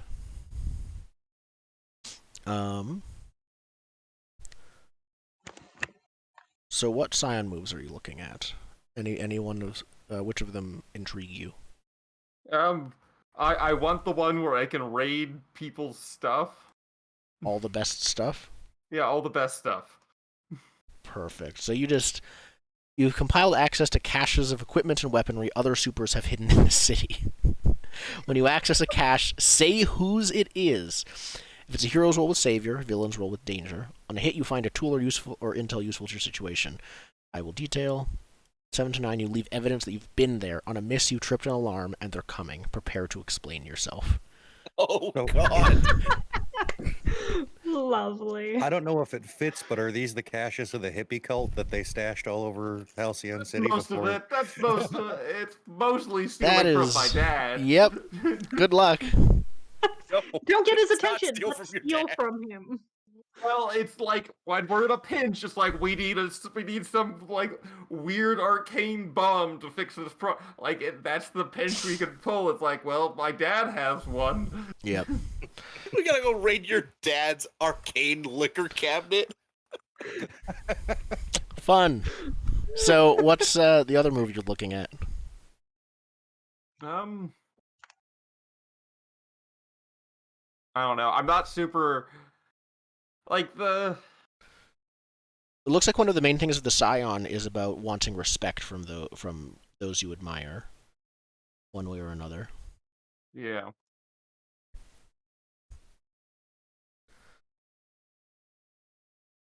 Well, and then okay, what else do I get? They're also kind of manipulative. I kind of like the theming of Scion more than most of the moves, honestly. Like That's I like fair. the theme of you have a supervillain as your parent, but like it's still about partly acting villainous or acting specifically against the stereotype of villainy. Convenient that a lot of the level ups are still grab moves from other playbooks then. Yes. yeah. White lies could be useful if you're already breaking into people's stuff. Up to you. But specific, like I'd be into white lies if it wasn't specifically telling them how they are your role model as a hero, which just seems so. Do you have a different version of the playbook than me then? Because that's not what mine says. I'm on the Unbound. Yeah. Like Masks Unbound PDF. White lies says when you comfort or support someone by telling them lies they want to hear, roll plus savior instead of plus mundane. I have a version that I just Googled that is also not that version that you have, Spence. That might just be the newest one. Maybe. There are updated versions of the book, so there may be edition issues. Yeah, mine has a date on it. It says it's October 2018. But I don't know if you have yours. Either way, I'll send you mine if you like this version better. I like yours better, so let's do that one. Perfect. Here we go. It's too big. It has okay, hold on. I'll figure it out. One way we could figure it out is what one does Roll20 have on their character sheet? It doesn't. It doesn't preload the actual advanced moves. No, that's sad. Otherwise, I would go with that one. I'd say take your pick of either, whatever one makes more sense if you've got two editions. Yeah. I don't think it will unbalance anything, really. No, not really. No, they don't look... Like, that move was different, but all the best stuff was word for word the same. So, the one sentence that matters is, when I come for to support someone by telling them something they want to hear. Yes, that's what my version says, and that's much better. Does it still say roll plus savior instead of plus mundane? Yes, and it also says you get... if they on a hit, if they open up to you, you get influence over them. Yeah. Yeah, that's the same. Okay, Collect here it is. influence on adult slots. There we go. Okay. So you can take a look at the moves. Do you want to look at the respect stuff, or do you want to wait because that also might be different? I filled in the one respect box. You can fill the respect box in as you go. Yes, that's true. So I filled in my parents' greatest enemy, and then when we start talking about the city more, I'll fill in some of those. Okay. Perfect. What is respect? It's it says you have to start with 2, actually. Oh, okay. With regards to other characters in the setting. So, like, so I fill in names and I mark respect as they start to acknowledge me as something other than, like, my evil dad's child. Everyone still thinks of you as the son of the dark wizard. Write down the name of at least 2 other characters whose respect you need to earn in order to differentiate yourself from your parent. There are ones... The empty spaces are for your parent's greatest enemy, your parent's greatest victim, your personal idol, the city's greatest leader, the city's greatest hero, the city's biggest celebrity. Yeah. The city's biggest celebrity is what I'm going to go for. Okay. Are they a hero? Who are they? I mean, I don't think there's a hero because they're specifically, but yeah, because I want to push more of the, like, superpowered people that don't have, like, art specifically heroes. Are they a superpowered music star? I think they're a superpowered, like, celebrity of some kind. Like, I don't know, maybe not music, but yeah, they're a superpowered actor. Like, when they need a super... Yes. Just to play on the trope, are they like the superhero, or the super newscaster that, like, you know, is always referring to you as the son of the Dark Lord? Like, the representative of the press that, like, calls you out for being... Yeah. They have, like, a low-level superpower, too. So, like, they're, like, an eye-in-the-sky reporter that, like... Literally, you can just hover and fly around, yeah. Like, instead of having a helicopter and a helicopter pilot and a guy in the helicopter, you hire this dude because he's all 3 in 1. So we need a newscastery name for them, because they probably just go by their real name for this, I'd imagine. They're the reporter in the sky, and then they have, like, their actual name. Yeah. The name that popped in my head is Chuck Rogers. I don't know why. Yeah, alright, whatever. Let's go with Chuck Rogers, the most famous celebrity. Chuck Rogers, eye in the sky. Yeah, biggest... And he does superhero news, right? Like, that's his bag. Yeah. That's why he's so famous in the city. And he uses his power to get, like, into the combat zone, because he can safely enter there where, like, a normal non-superpowered reporter couldn't. He did the superpowered training. They know that he can handle himself. Well, I don't know if he did the training. Don't like him there. I oh, feel yeah. like Biggest celebrity, but the heroes don't like him. He's like TMZ. Yep. Yeah, but, like, he's also just, like, the skeeviest kind of reporter where, like, flies up to the window of, like, the private superhero party and, like, takes pictures. Okay, perfect. Yeah, superhero TMZ. I like it. Yeah. That's great. Okay.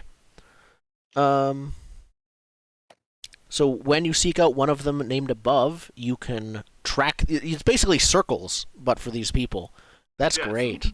So roll with Savior. On a hit, you track them down. On a 7 times, they're juggling their own problems. They may not have time for you. On a miss, when you find them, the situation is dire, and I'll tell you how. If you are an influence over them, instead, you mark 1 respect. If you lose influence them, you lose 1 respect. Okay. If you lose 1 respect and you have none mark, you take a condition. My choice. Ooh. And you get an advancement when you reach 4 respect the first time.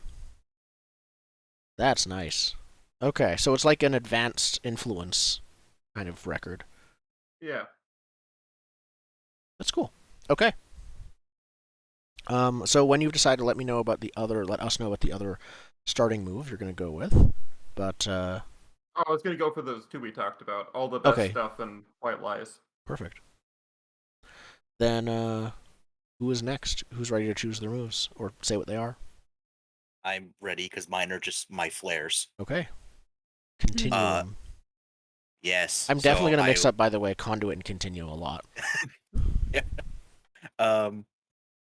So my first flare is going to be Reality Storm. So you channel a destructive burst with your powers. Spend 1 burn to directly engage a threat using your powers, rolling plus freak instead of plus danger. If you do, you will cause unwanted collateral damage unless you spend another burn.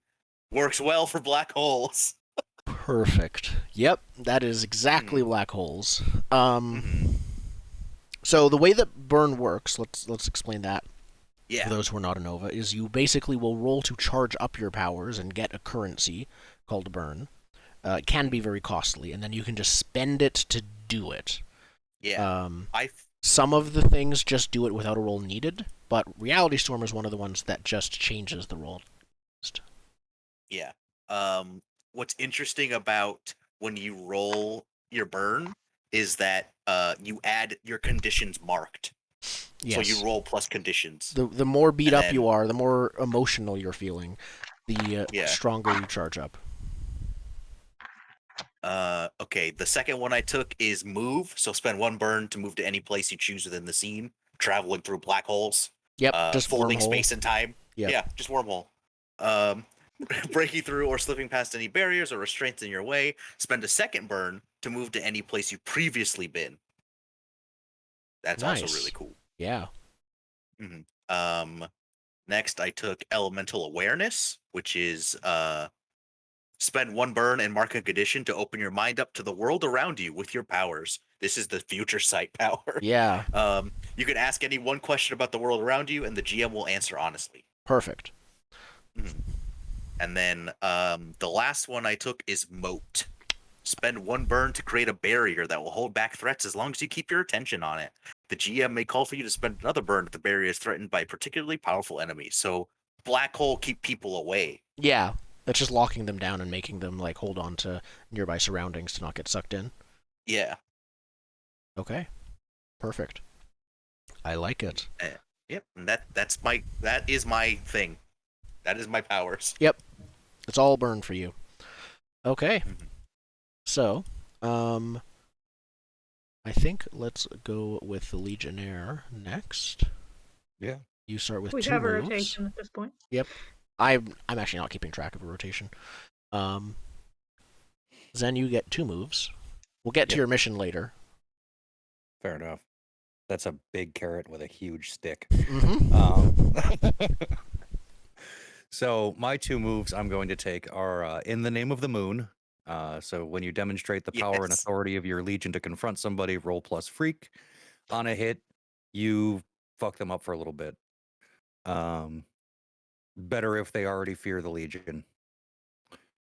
And the other one I shall take is No Evil Shall Escape My Sight. When you declare somebody's actions as unforgivable, mark angry, or give influence over you to them, you take +1 ongoing against them while they remain unpunished by you or your legion. Hold on a second, our camera's broke again. But this time it's not. Fix is not working from before. Everyone's still frozen. Oh, I think I have to transition us over and then do the thing. It's very strange. Indigos, again, the camera. Yep, now it's working. I just had to transition us to another thing, and then it fixed itself. There we go. We're back again. You just have this all prepped at this point. Yeah, at this point I should. It's super weird. Yeah, that'll... Anyways, I could not listen to what you said because I was distracted by that. Do you want to summarize? What are the you already described the moves, so just what are the names of the moves? I can see them. Yep. In the name of the moon, and no evil shall escape my sight. Nice. Okay. I very much like both of those. They're fun. Yeah. I like how you chose the one Sailor Moon power. Mm-hmm. There's the other one's sort of Sailor Moon. It's not named after Sailor Moon, but no evil shall escape my light is Green Lantern. No, yeah, that's Green Lantern. I don't know what Henshin is. Like what that is a reference to. Kamen Rider. I have not actually seen Kamen Rider. And it's that dazzling superhero transformation move. Good. Perfect. That's the right answer. Oblivion. So your abilities are weird because you're also your abilities are specifically tied. Your starting moves are specifically tied to your doom and doom signs. So yeah. So under the doom here, it's like you're doomed. Your powers may be killing you, which in this case, aside from that planned obsolescence or whatever, basically call it bugs. We're not fully bug tested yet. So yeah, as I think Indigo made a bit of reference to earlier, I can use the memory altering powers and whatnot, but the more I do use them, I'm going to start forgetting things of my own life and stuff like that. I will lose my own mind in that way.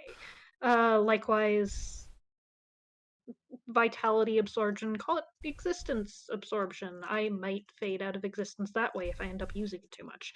Anyhow, for the doomed, there are two things that bring your doom closer, and one of them is overexerting yourself, so using those powers overmuch, and the other one I've picked was facing danger alone.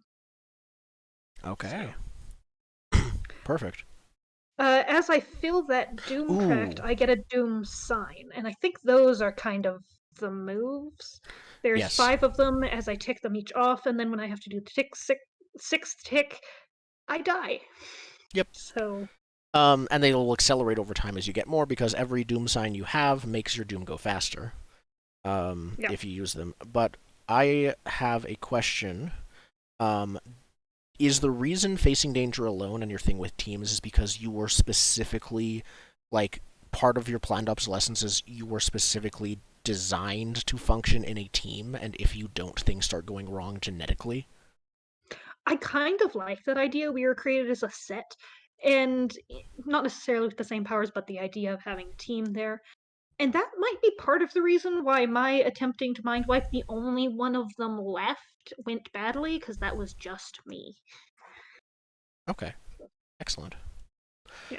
Also, it might be, flashback of last time I worked alone, it went really horribly. I just don't want to do that again. Yes. Perfect. So the doom sign I am starting with is the generic one of dark visions.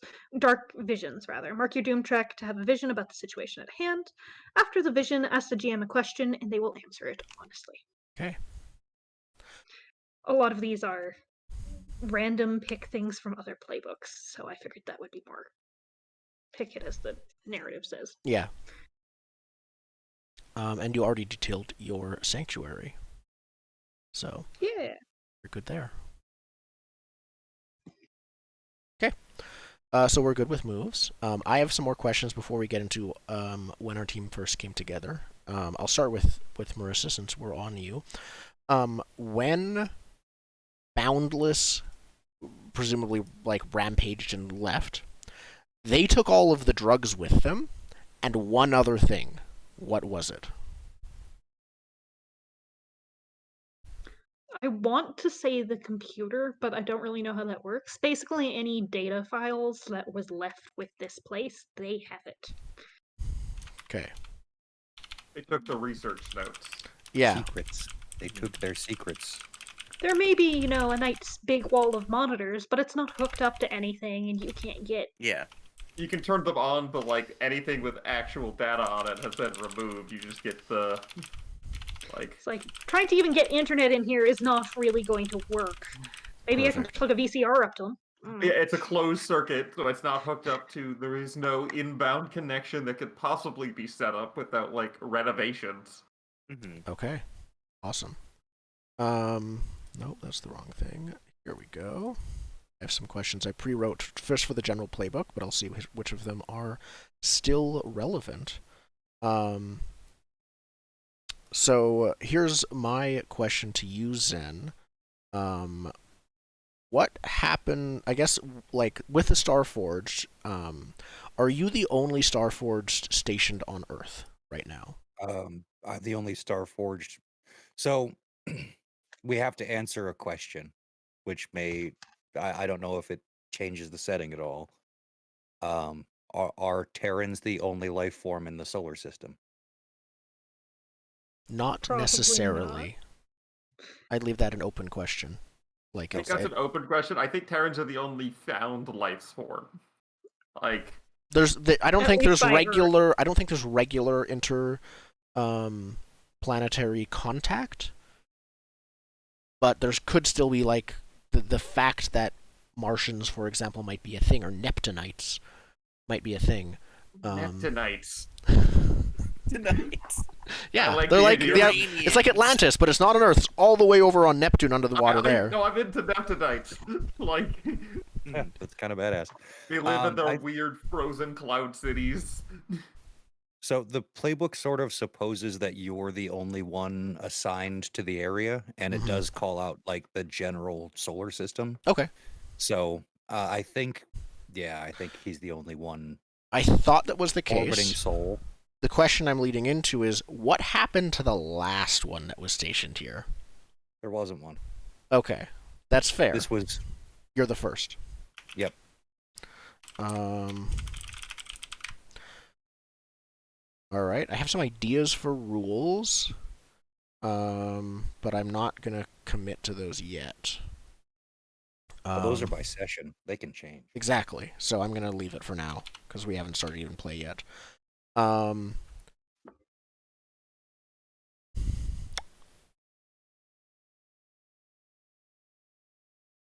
Why do you suspect, why do you suspect the Legion is especially interested in Earth?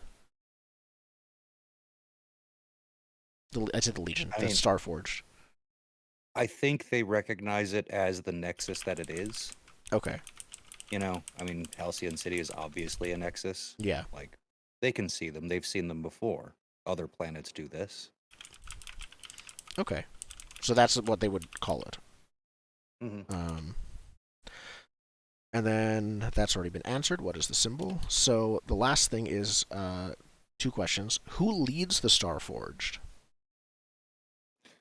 So there's so the Starforged were made when there were basically 3 warring civilizations, and through use of apocalyptic weaponry, a couple of neutron stars were attracted to the local area and collided and formed a magnetar, which wiped out the civilization. But they had enough time to temporally lock the magnetar and build a Dyson sphere around it to pull the power away from the magnetar. That's how they power everything. So they're really big on using the sins of the formation of the Starforged to be a lesson to people about what happens when intergalactic war goes unchecked. Okay. So there's this sort of survival of an apocalypse civilization. Yeah. That leads it. Like, okay. they were built on massive tragedy, and they try to make sure that doesn't happen elsewhere. Okay. Now, why is there conflict rising from within the Starforged ranks? I think they've grown too large. There's too many different opinions.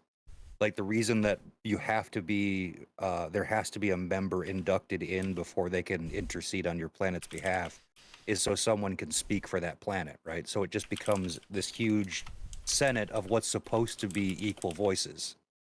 And while there is some ranking leadership, I don't think that they have the power to overturn anything, really. So they've become almost weighed down by bureaucracy.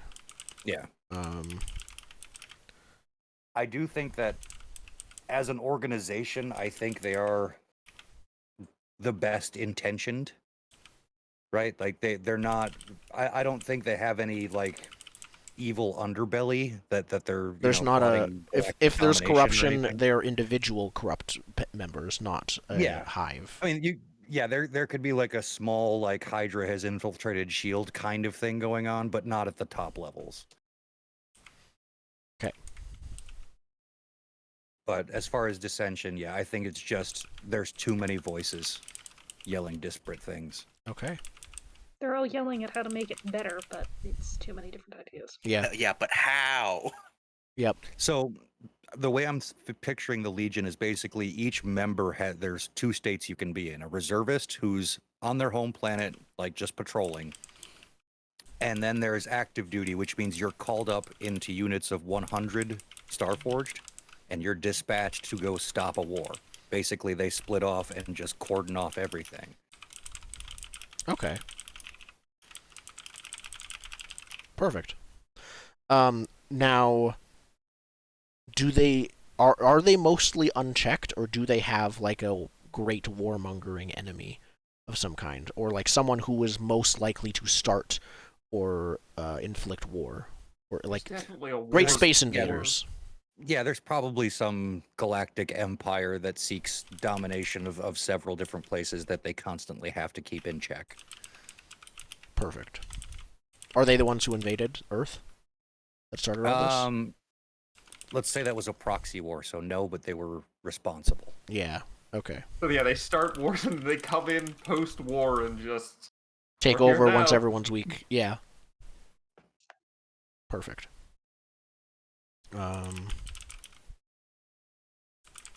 I think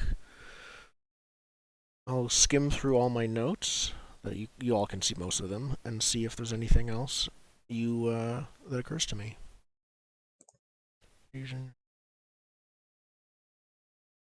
How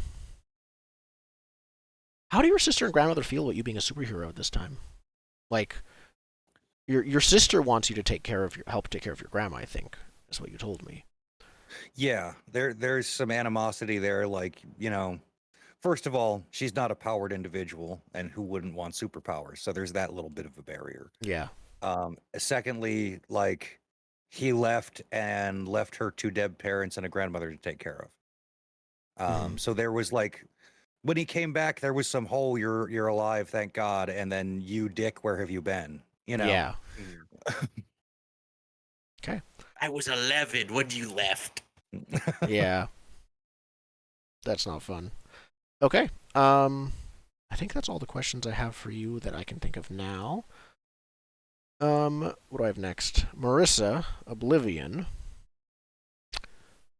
This one's going to get a bit deep. I don't know if this one's appropriate to ask now or find out in play, but are you afraid to die? Oh, sheesh. Yeah.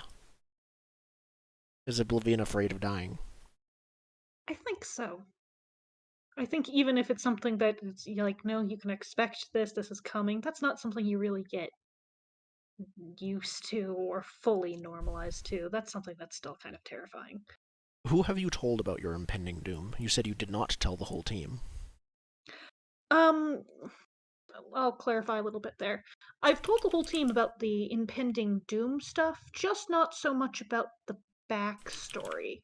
My intention is, I stepped out of the lab and realized that the entire world did not live like I did, and if I don't act like what the entire world looks like, people will just put me back in the lab or something. I need to be normal. So According to at least the majority of the team, my story is along the lines of, yes, I want to join a superhero team. Don't ask about the back, or if you ask, I will give you some sort of answer. So when they know that you're dying, basically, what do they think is the cause? Just a vague powers. Powers are doing it. Okay. Yeah. Is there any like physical manifestation of the fact that you're dying? Any, physical tics, anything like that? I don't think so. I mentioned a little bit of intangibility. I don't think that that's really going to come up unless I start severely overusing vitality absorption there. Start vampiring people. Yeah. I think the easiest tick that's going to come up is if I am using that memory manipulation enough, I intend to write down a list of the different things that I have specifically and importantly forgotten. And at some point, that may well be how to use one of my powers or who you guys are. So that would be pretty obvious. I have a question about. So you also have superhuman strength and speed, right? Yup. What's the negative of using that? Is it like you're leveraging your future strength and speed to like? Okay, so like after the battle, you're just like, ugh, you can't move and you're like super weak. Fatigue or something? In part, I could go that way. In part, I think that was part of the planned obsolescence thing. That was a matter of, hey, you're gonna die by the time you're 30 anyways, so. Oh. Yeah, you can cash so it's out like they're overclocking your body. Yeah, basically. You can cash out your 60-year-old self strength because you're not gonna make it. Yeah. Yeah. Other than things to do with your nemesis, what is the most important thing you want to experience or accomplish before your doom comes?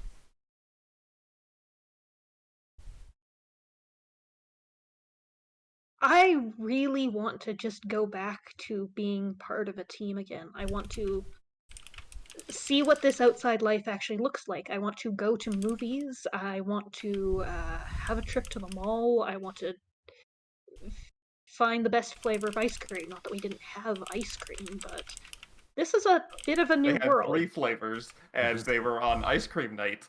And that was the idea that there was more than the 3 flavors they brought for ice cream night is unthinkable. Yeah. We all invented our own Neapolitan because we put our strawberry, chocolate, and vanilla together ourselves.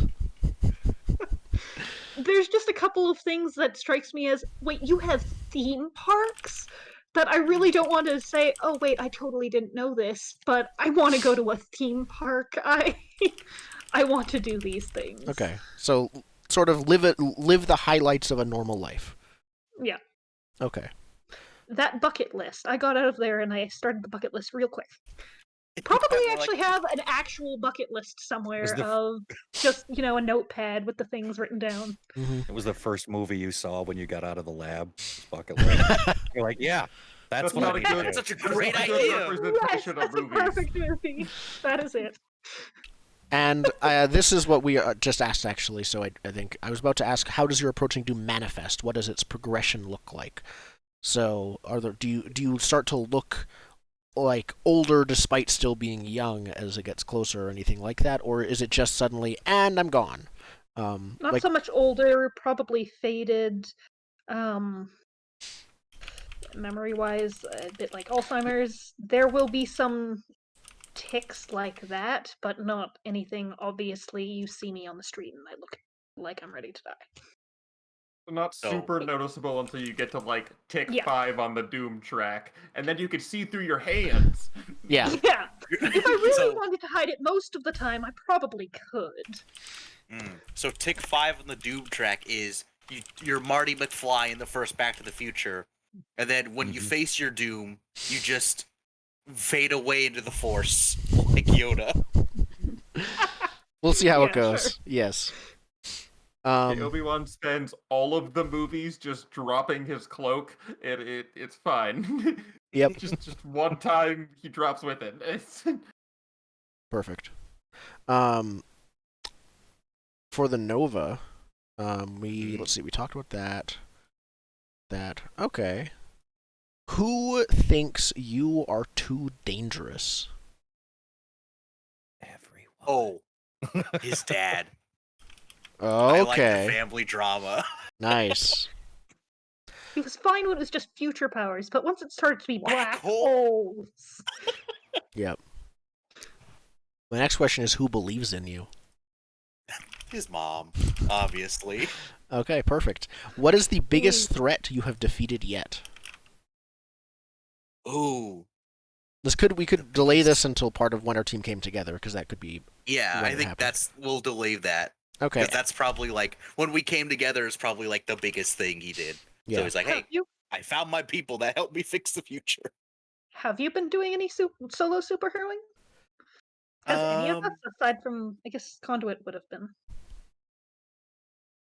I think, like, maybe, like early Spider-Man, right? Like, just sort of like, oh, the convenience store on the corner is getting robbed. Let me throw a black hole. Yeah. A little bit overkill there, bud. Yeah. And he goes, ooh, wait, black hole.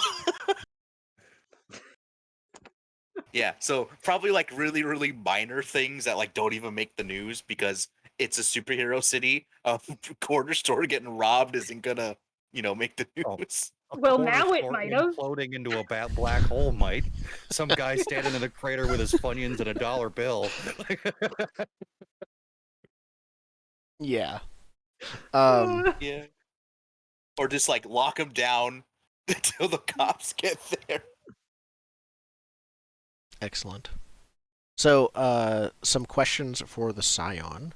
So, I guess my question to you, first and foremost, you want to earn the respect of Crusader and Chuck Rogers. Do either of them, I guess, do either of them know you exist yet? I don't know. I'd say, if I could make this more pointed then, I'd say, which of them doesn't know you exist yet, and which of them doesn't trust you? Okay, Chuck Rogers definitely doesn't trust me, like, right off the get-go. Okay.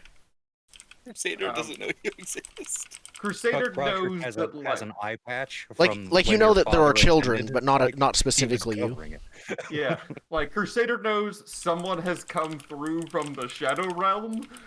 Crusader does not know who. So Crusader is hunting you without knowing you're good.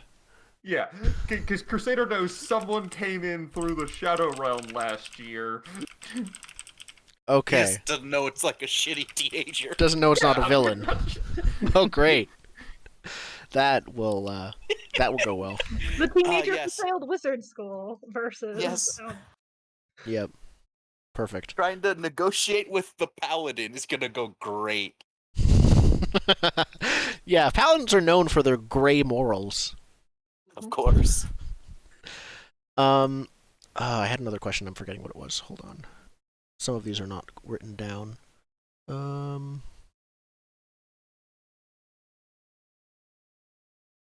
How do you feel about your dad's rule? Like, he's a tyrant. I assume that he's not Yeah, exactly but he's a also a nicer tyrant person. of, like, Tyrant World, so... Okay. It's kind of like, yeah, but he's, like, he understands his dad's not a good guy, but it's a lot of like, well, I mean, it's the Shadow Realm. Yeah, he's like, listen, it's his circumstances what made him evil. It's the Shadow Realm. Do you Yeah. know Morality who has your to be mother viewed through is? a window. Like you need a 0 point for your morality, and yours is just slightly skewed off. Yeah. The Overton window has shifted so far. Yeah. Do you know who your mother is? Oh, no. Not at all. Okay. Not at the slightest. Some demon from the Shadow Realm. Yeah. I'm assuming, like, none of the siblings really know. None of my other at least 6 siblings. That's what I was about to at least ask. 6. What's up with your other siblings? All of your older siblings. Are they like the 6 like dark magician underlings to your father, or? I feel like we're all half siblings and all run the gambit from, like, there's at least 2 of them that, like, Stay by Dad with shadow swords at the ready, and then there's like a few others there's probably a couple others that have like rebelled and left the Shadow Realm, a few others that like brood They run around the gamut. the shadow. Yeah. They brood around the Shadow Realm but aren't really involved with Dad, and then there's like I just have left. I'm like, I'm gonna go explore justice or whatever. Perfect. You are the white sheep in the family of black sheep.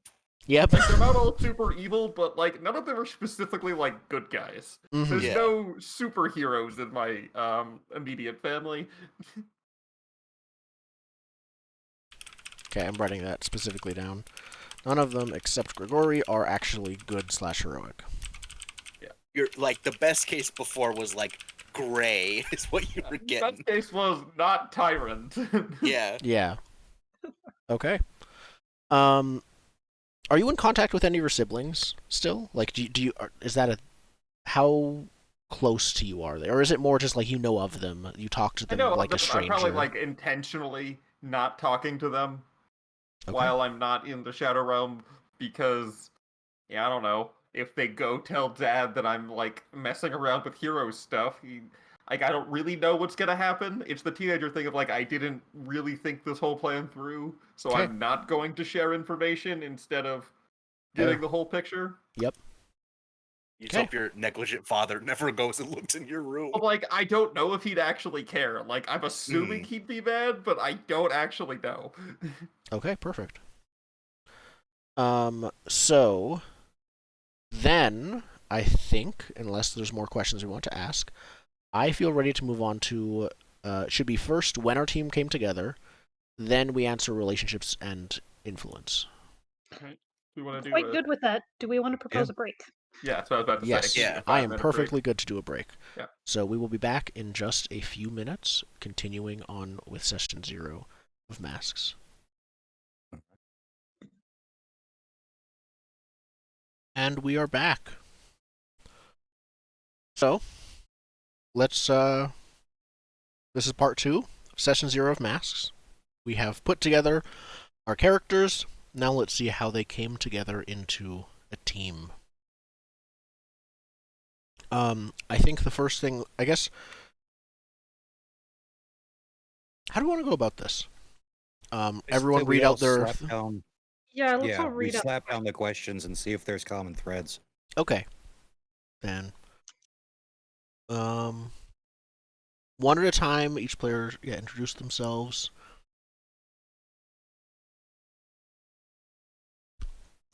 Yep, one by one, each player read the questions out loud, so everyone knows what questions are on the table. Take it away, whoever you want to. All right. Well, I've got, we paid a high cost for victory. What was it? Was there a fifth member of the team? Oh, no. Well... That's a drama. So... My question is actually, we destroyed our surroundings in the fight. Where was it, and what did we destroy? So I feel like there's a common thread there. Yeah. I think it'd be both. I don't think it's a fifth member. I think it is that this is a legacy team. Not that like there was an old team. There was one old guy left from the old team. Oh, and then the old guy is dead now. We carry on this like ghost mantle of a specialized like hero team. In your like first mission, this is like the standard adventurer. Like, I'm here to guide you on your journey, and I'm dead as soon as I and then I he started. just gets like hit by a lightning bolt, and we're stuck with the title of this like not like super big, but like an older veteran team. Yeah, like this is a team with some lineage and some history to it. This is like we are like the fourth. How many generations of heroes are there? Fourth, yeah. Mm-hmm. So we're like the third. It's like it wasn't an OG superhero team, but we're third generation. We're the third iteration of this team. Of the third time the members have completely cycled. Okay, I like to imagine he's like Shazam, like the old guy Shazam in the Shazam movie, where he goes like, I gotta pass this on to someone, right? And as soon as he does it, he gets rocked, and we're like, oh no! Yeah, but I don't think that Did you just learn looking at our through your founding mentor? Oh, Captain, like What? Coach Fountain. Yeah, did he I learn like about Captain the- Fountain because it's so. That close was to his hero Captain name. Falcon. Now he's Coach Fountain. Coach. Yeah, I like to imagine Coach. I just call him Coach. Probably what like I know a guy. He's an old timer, but you know, Yeah. you might want to go see him with your friends. He might be able to give you some more Now- advice. Now I want input on this, but I don't think we're like a generalized superhero team because our powers are all kind of with like a darker tint or something. I think Yeah. we're a specialist superhero team. Like we have a niche that is not just patrol and like Yeah. take people down. We Mhm.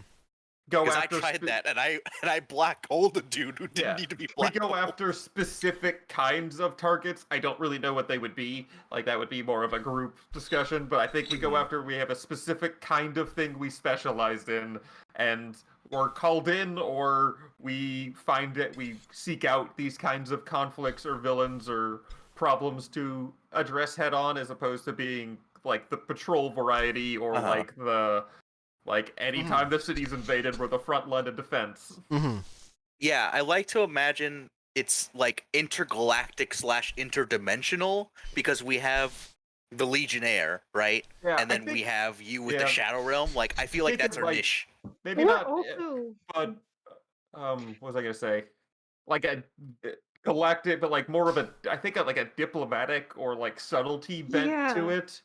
I So, would like, say we're called in when their things are like, we're pretty sure something's going on, but this might be a little bit morally gray. Can you check it out? So you're almost like superhero cosmic Black Ops.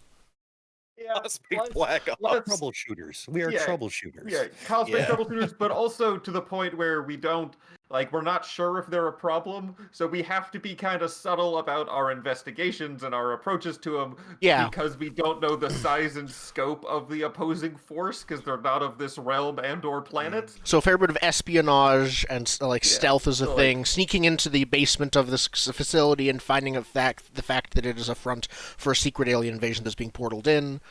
Yeah, we I'm keep not continuing sure I would around go for into- muscle. Honestly, Continuum is like our big I'm the muscle nuke power. button.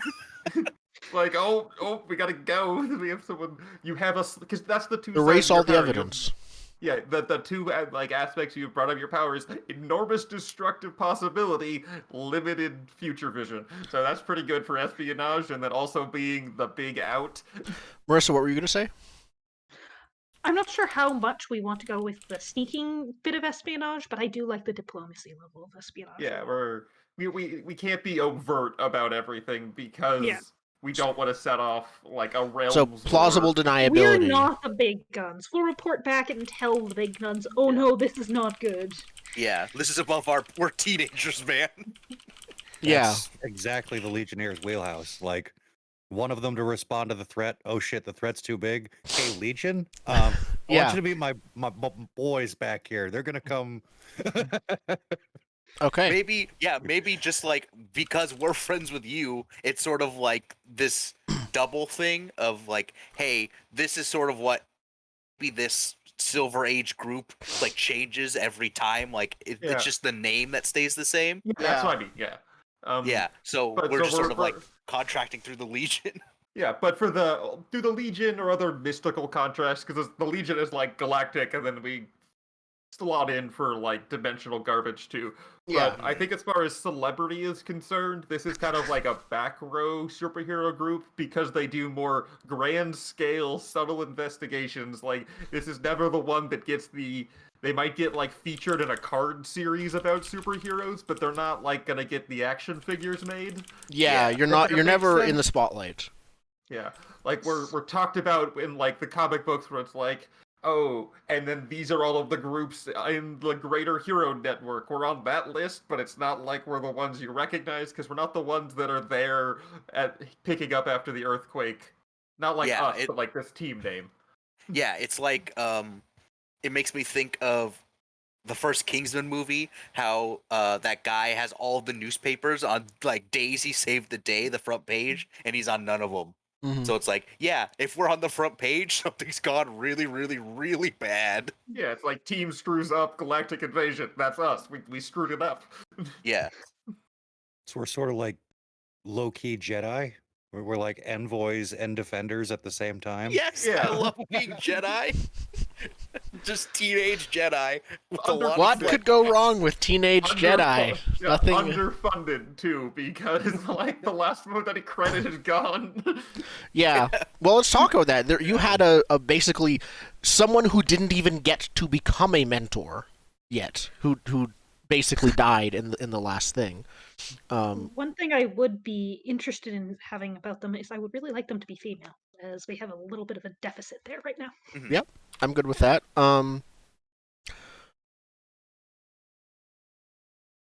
Let me think.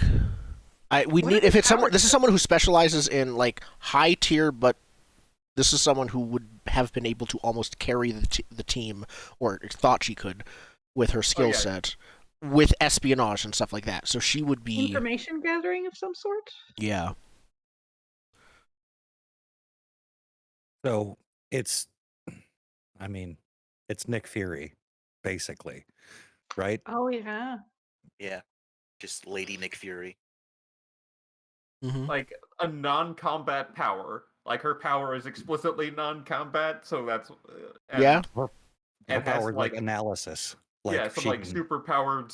Like look at the let's look at the brain. Why are we not looking at the playbooks to figure this out? Where's the brain playbook? Fair enough. Yeah. Yeah, Yeah, either the like- brain or she was like the mentor to the protege there. I think she would be more of the brain if like the last because that's the last person on the team that would be on the front line to get taken out. That's the person that does the most legwork, so it could have continued the organization on the longest. So True. when we came together, did she send us out for our first job on the front lines, and the villains knew it, snuck around back, and got Oh, her by they're like, wherever "This is she our was actually chance." hiding out like in the black we van were- or whatnot? I like how she sends us out on a mission, which the villains go like, she's gonna be distracted, making sure these dumb kids don't get robbed. Mhm. Let's go get her. Someone with a grudge just found Yeah, this. this isn't just she died. time. This is a super villain killed her. A He was specific removed. super villain Yeah. killed her. But we don't I mean- know which. You don't know who? Did she No. know she was gonna die, so she activated us? Like last contingency kind of thing?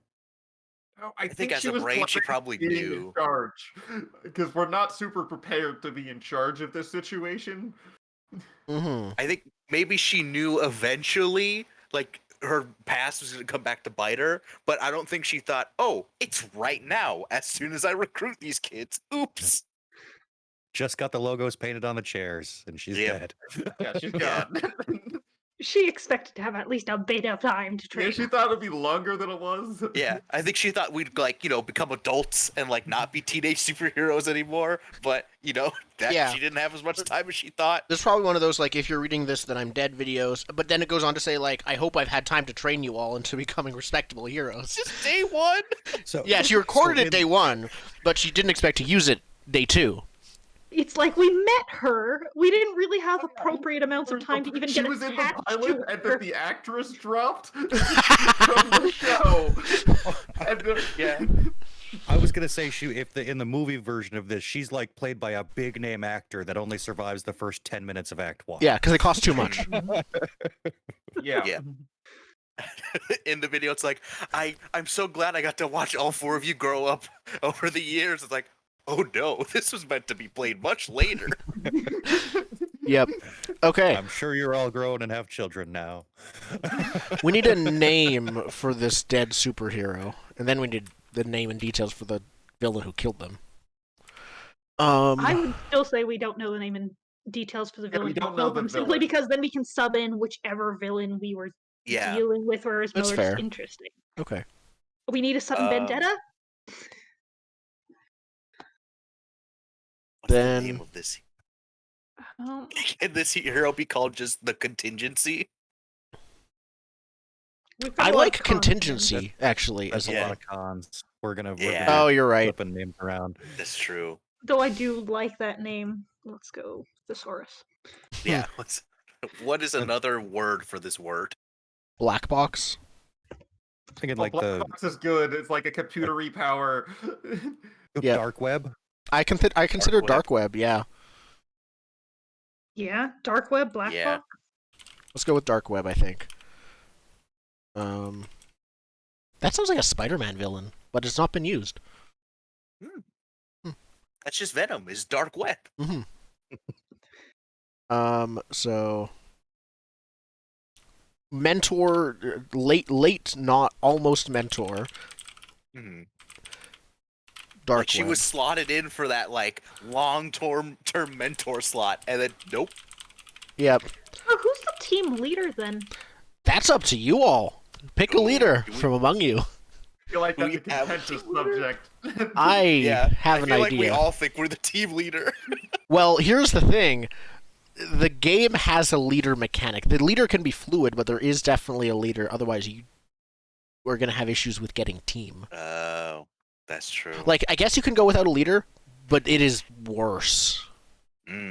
I guess who would I see as the leader in the futures that are most likely to succeed? I'm not going to tell you that. I throw black holes. I would say it is most likely to be Zen's character because they are the oldest, and they are most used to taking authority. Yeah. Yeah, but I think that makes sense too. Through Future Sight is like, oh, you have like an actual organization backing you. Yeah, you take charge, homie. Yeah, and he would want to like organize the squad, that kind of thing, you know. Yeah. He's lost people before. Yeah. That makes sense. In that case, I wonder how we feel about essentially being an offshoot of the space. I need to remember the name of them. The Starforged. Starforged. Thank you. I think he will intentionally make it separate for his own peace of mind, because the whole thing with him is the duality of being, you know, a human on Earth dealing with that and also having this other responsibility. So having the Moose Lodge where he hangs out with his friends and just does some shit is where he's at. Fair it's enough. Good contrast. Could it also be a fallback in case you fail? Like, oh, like if I get rocked, at least these three could like maybe help. So yeah.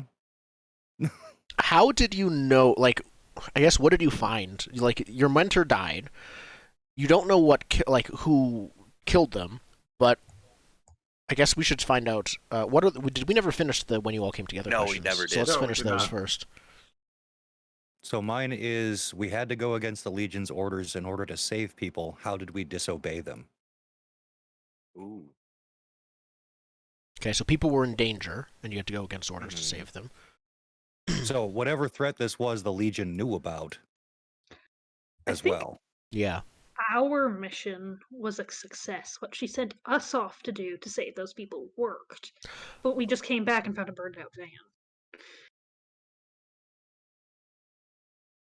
Well, the one thing I can think of for this is sort of the mission. Part of the mission was like, don't make yourself known. Like, stay hidden.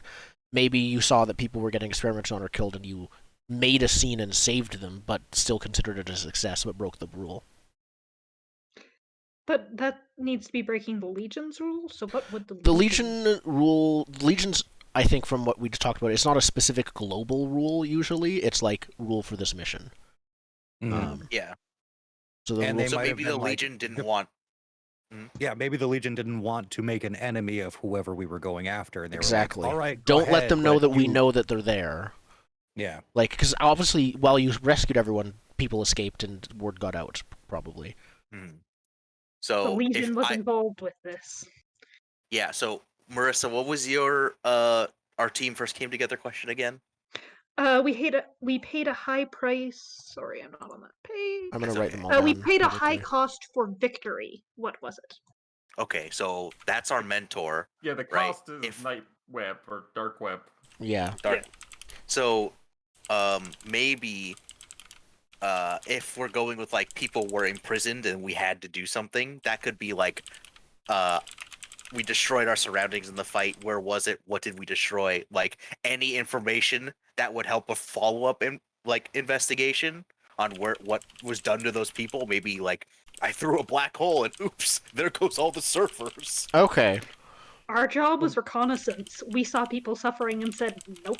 Yeah. Okay, so maybe we still don't know who that was. Like, who did this? Yeah. Okay. I think. I have a question too. Yes, let's do that. What's your thing? Someone important learned about my lineage and condemned us all. Who and why? Ooh. Who do you think would all? who is the type of person who would condemn an entire team for the actions of one member's parent? Crusader. Yeah. Oh, Crusader or Chuck? Which one? I think Chuck. Chuck? Yeah, Chuck. Yeah, like First media exposure. They're horrible. Chuck is like, they, shadow Not wizardry should not be allowed. I had an idea. Chuck is reality TVing and condemning you while also spinning it as if Crusader is also condemning you when they're not. Ooh. Could that be a thing? Yeah. Like, it's totally a paparazzi thing that they would do. It's just like Chuck is condemning you, God. but Chuck is like, yeah. Chuck is our J. Jonah Jameson. Yeah. Yeah.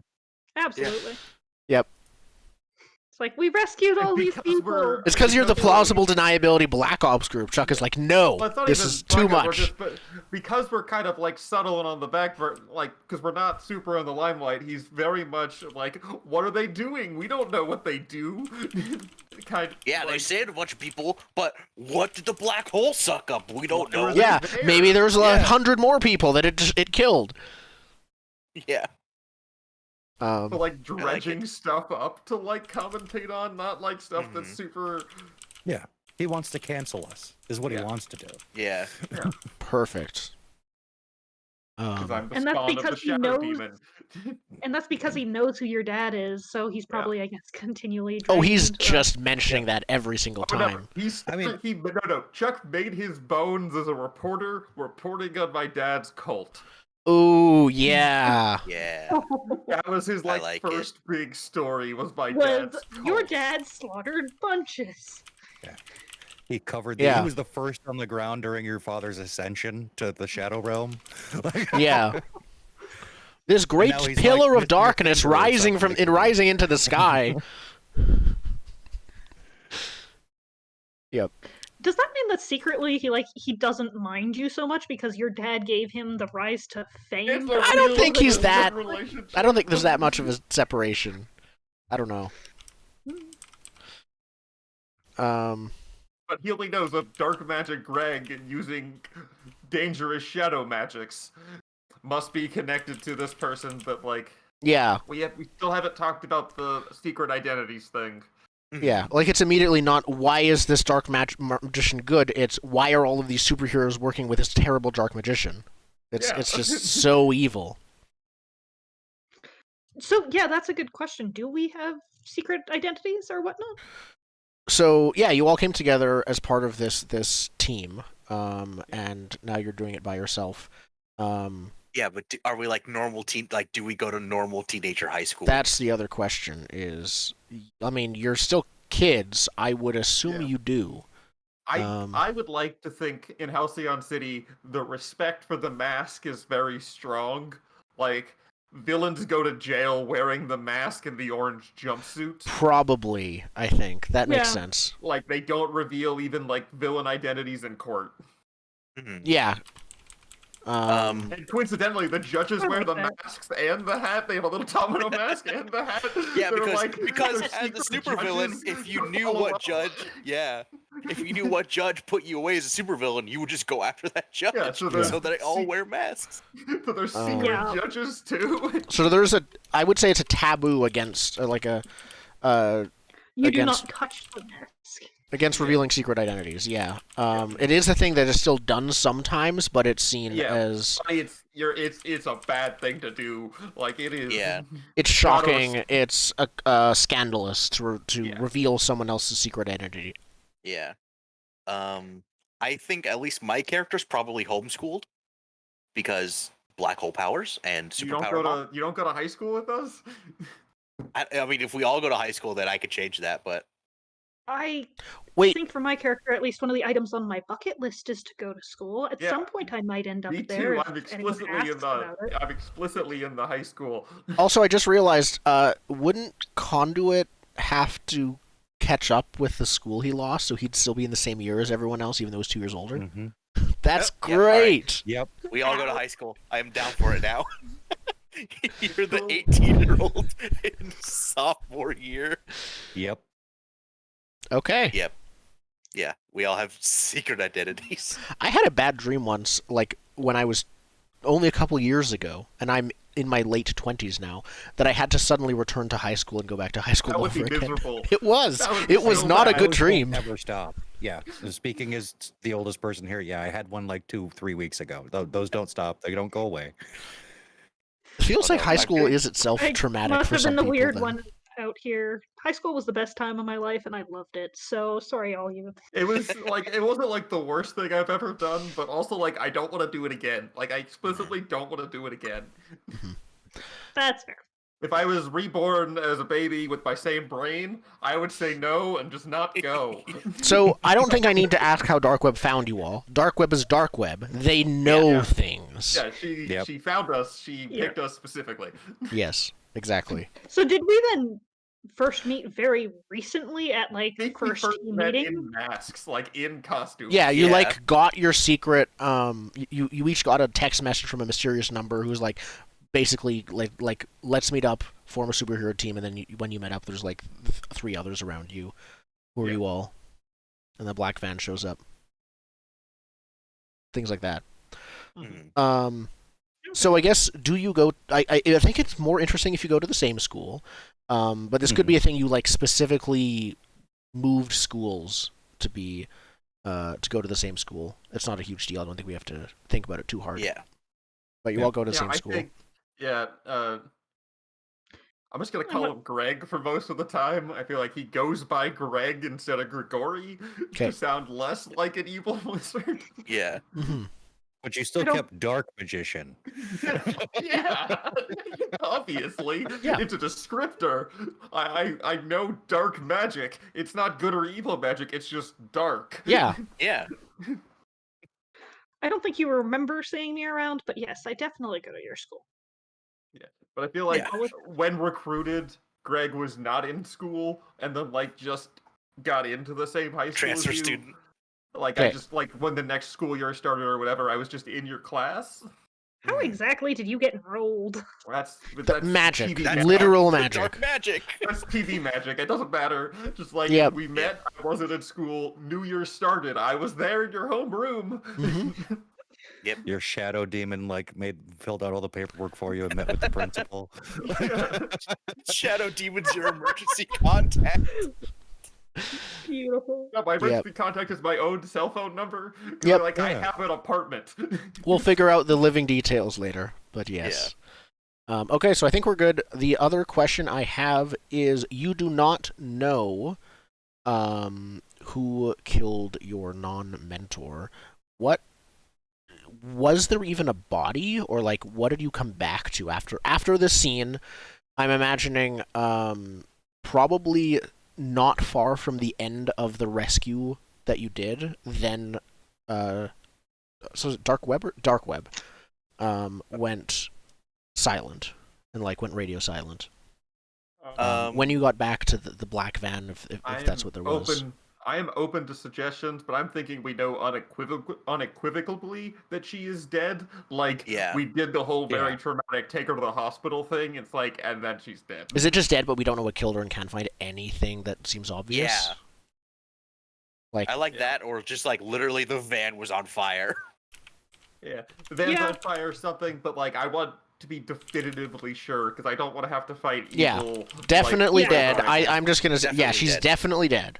Yeah. There's I not gonna do be like dead coming back. explosion, van on fire, but she's half out of the van, burned to Yeah, a crisp. We It was rushed her to horrible. It was hospital. horribly traumatic, and we're all viscerally aware that she is no longer. Or with us. or it could have been like she was on the phone with us, like, all right, great, good And then work, if- team. Like, I'm gonna go pick you, boom, and then it blows up. Yeah, like she's definitely in the car when it exploded. Yeah.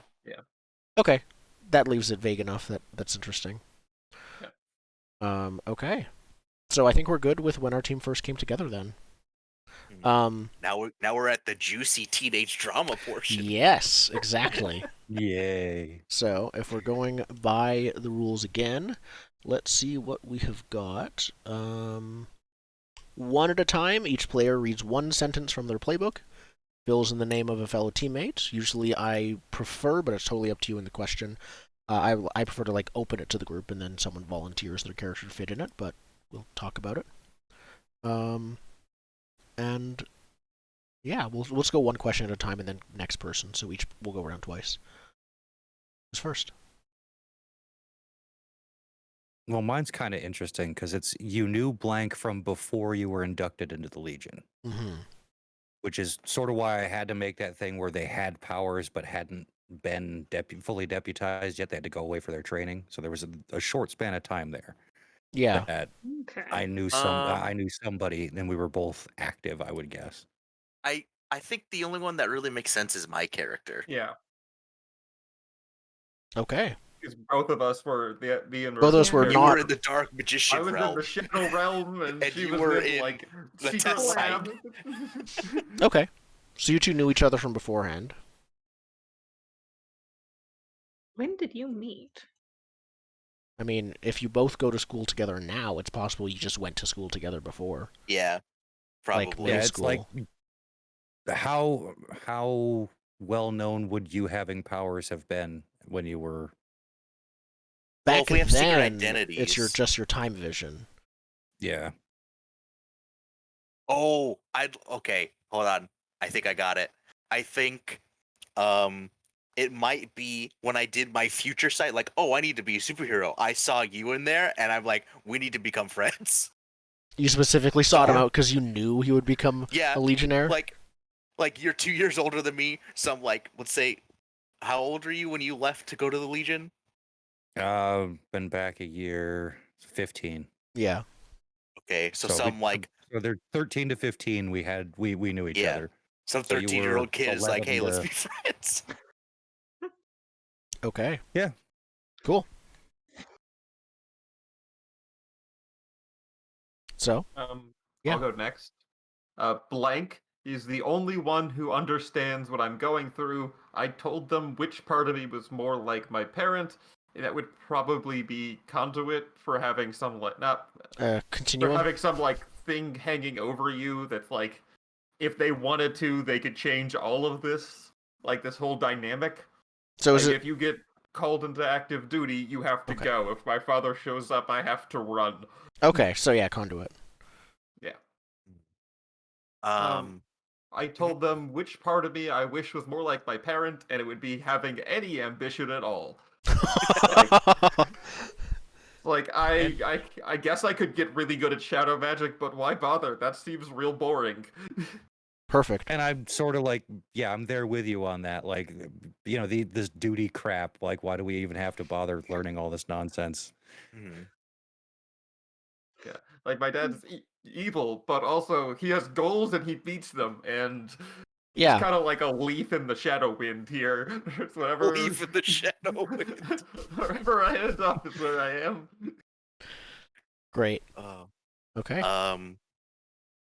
Okay, I think I hang out with Blank all the time to blow off steam. I think probably Conduit, just because hey, we were friends when I was 13. That also specifically seems like a thing that Conduit wants to do as well, blow off steam. Yeah. And we can go out into space together and do massive damage. Yeah. We specifically go out into the asteroid belt, and I just start throwing black holes. I cannot go into space. I will die. Not without a spell. Yeah. Yep. Okay. You told Blank all about your doom and the danger that you're in. That one's a little tricky. I don't really necessarily think that it's. So does one person know you were grown in the lab? Hiding. Pardon? Well, you said you didn't tell you told the team that your doom is coming, but you didn't tell the team about your grown in a lab part. So could that be the thing that you? It's like a planned obsolescence doom. Well, here's the problem with this. My second relationship question is one that I specifically wanted to sub out. My second relationship question is, you'd love to kiss blank before your doom comes. Now, while I don't have any problems with romance, as a player, I really don't enjoy playing romance as a fulfilling drive of my character. So I was going to swap that out with, what person knew about the original stuff. That's already there. You could also just pick the relationship questions from just a totally different playbook. That's what we're looking at. Yeah, I think I did run that one through, so I'll do that. You told blank all about your doom and the danger, and that basically is subbing out into you told blank all about what actually happened and what your life actually looks like. Mm-hmm. And I'll still leave that open for any takers. I mean, as far as like the separation from human society and stuff, like Greg is the most aligned for that. Both of us didn't grow up with normal humans, so this is all kind of, it's new to both of us, so it's not like that would be the person you'd be like, oh, this person also did not grow up in the human realm. Yeah, I think you're right there. I think that it would definitely be you then, Greg. Yeah, it makes sense. Yeah. He also another one. Okay. Ice cream. Yes. We haven't. You at least had some ice cream. We have no ice cream in the Shadow Realm. Only shaved ice. Yep. Only shaved. No, it's only ice cubes that are you have to crunch. Okay. Those have flavor, but they're all just horrible flavors. Next like question. Darkness and Doom. Okay, now what was the other? Marissa, I would suggest I saw one looked good on the Outsider playbook if you want another one. I know I went through these before, so I'm just going to pick among the three that were cut out to me. Okay, so who's next for the questions? I think Zen I've got went one first, that so... Yeah. So you vent to blank about your frustrations with the Legion. It seems like Greg would be the person there because we both have overbearing authoritarian figures. Yeah. I'm going to use voice mod for your dad. I'm absolutely using voice mod for your dad's voice. This is going to be like very echoey and unnecessarily deep. He's also a formless monster, like not even human at this point. Doesn't have a mouth. Yeah, just a formless. But he must scream to yell at you. Just a formless buff wizard, like made entirely of shadows. Perfect. Okay, that looks good to me. Yep.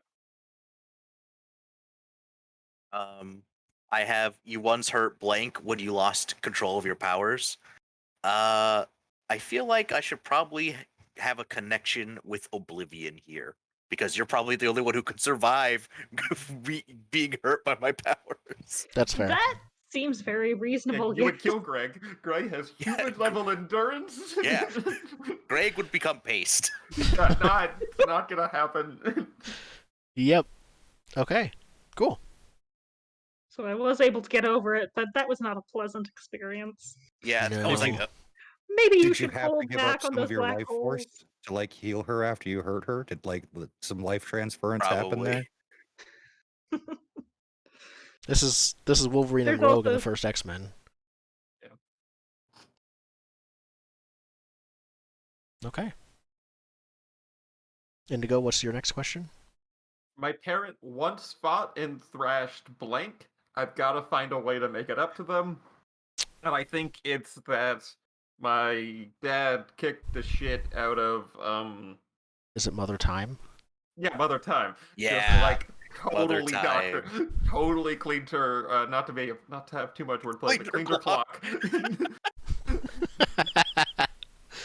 Perfect. That was the headline that Chuck wrote that day. Yeah. Mother Time gets her clock cleaned. Yeah, because of course he was following everything this guy did. Yeah.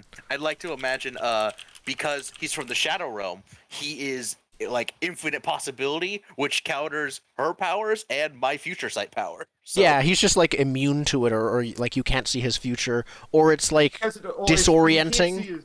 You can't see his future because the time stream gets interrupted every time he changes realms, because that in and of itself is an unnatural act. So every time he goes back and forth, it resets the future sight. So if he bounces in and out, you don't know what he's doing. Yeah. I'm just gonna nickname your dad Tyrant, by the way. Yeah, the Shadow Tyrant. Like, you can just spin words, like Shadow and Darkness words with, like, a Wizard and Dictator Tyrant words in any combination, and we all know who you're talking about. Yeah. Yep. Perfect. It's like Daenerys' title. It's just like a bunch of words that all can just be her. Yep. All right. All right. I don't remember which playbook I stole this out of, but it was one of the main ones. I'm gonna go with blank comforted you when you were at your lowest. So basically, after we came together and we had another person die directly in front of us, which was a bit of a flashback moment. I kind of want to take that because it's probably like a thing where he went like the non-human thing of like, okay, if I don't comfort her here, it's gonna cause resentment. So I should comfort her here because this is the best. You just do the possible like future. awkward pat on the back. It comes off as like a very genuine thing. But in reality, it was incredibly calculated. It was super calculated. Great. I've just written down the one relationship question because that's the one I'll have to keep in mind. The rest is between you all.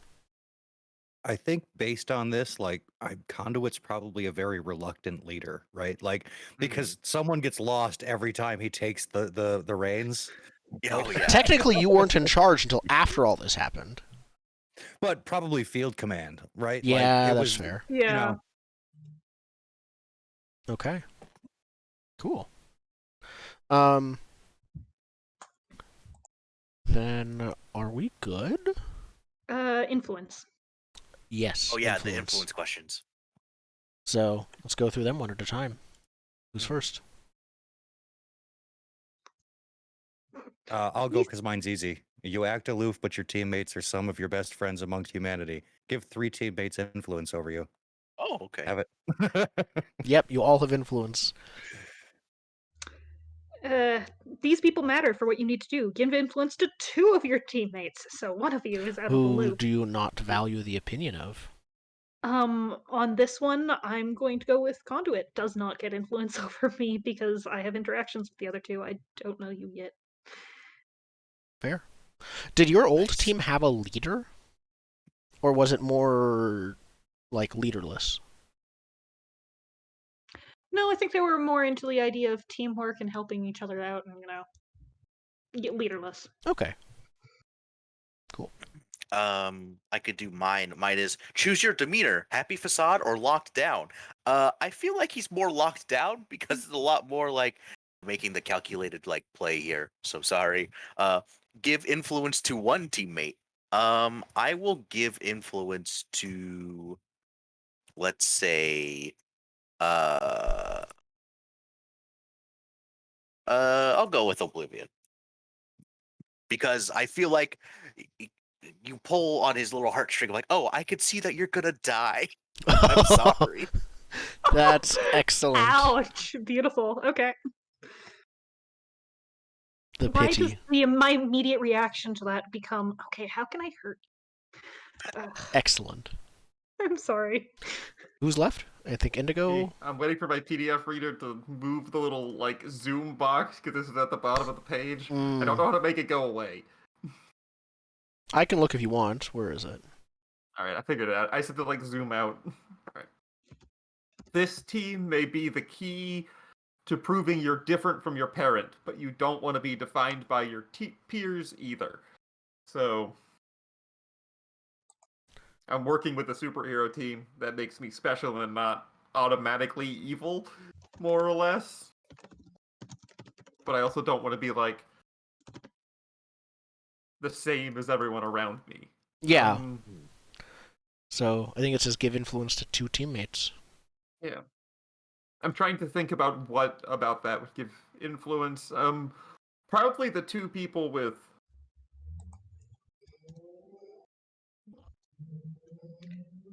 I'm not sure my definition of you is useful. What do you mean? Your definition of me, is it useful? When you were saying that you're like, I don't want to be defined by these people, but I don't want to be defined by these people either. I'm not sure that my definition of you would be broad enough for it to be a valuable thing, I guess. I could be one of those people by seeing like, oh yeah, your future has potential. Yeah, no, And- I was thinking you. My question was whether it's an Oblivion or Conduit, because it's give influence Mm-hmm. to 2 teammates. Well, given that you want to be seen as a paragon of some type, having an association with the Legion automatically puts you on that footing. Yeah. Yeah. I certainly don't object. It's probably Continuum then. Not Continuum, Conduit, but the 2 C names. Yeah. Mhm. Yeah. We got 2 CCs of beatdown going on. Yep. Oh, no, never do that. So you use influence to gain +1 to a roll that targets anyone that you have influence over. So that's the main use of influence. That's if you have it. You can also, if you take advantage of your influence over someone specifically, and intentionally lose the influence that you had, but either inflict a condition, give them -2 on a move they made after the roll, or take an additional +1, making +2 total to target them. So you can have it to get a +1, or spend it to get a +2 or another effect. Okay. Practically, what I found influence mostly affects is if we already have influence over the other person, or is that a side roll? No, that's the main role. If you already have Okay, if influence you over already someone, have influence over someone, they can change your labels if they get it again.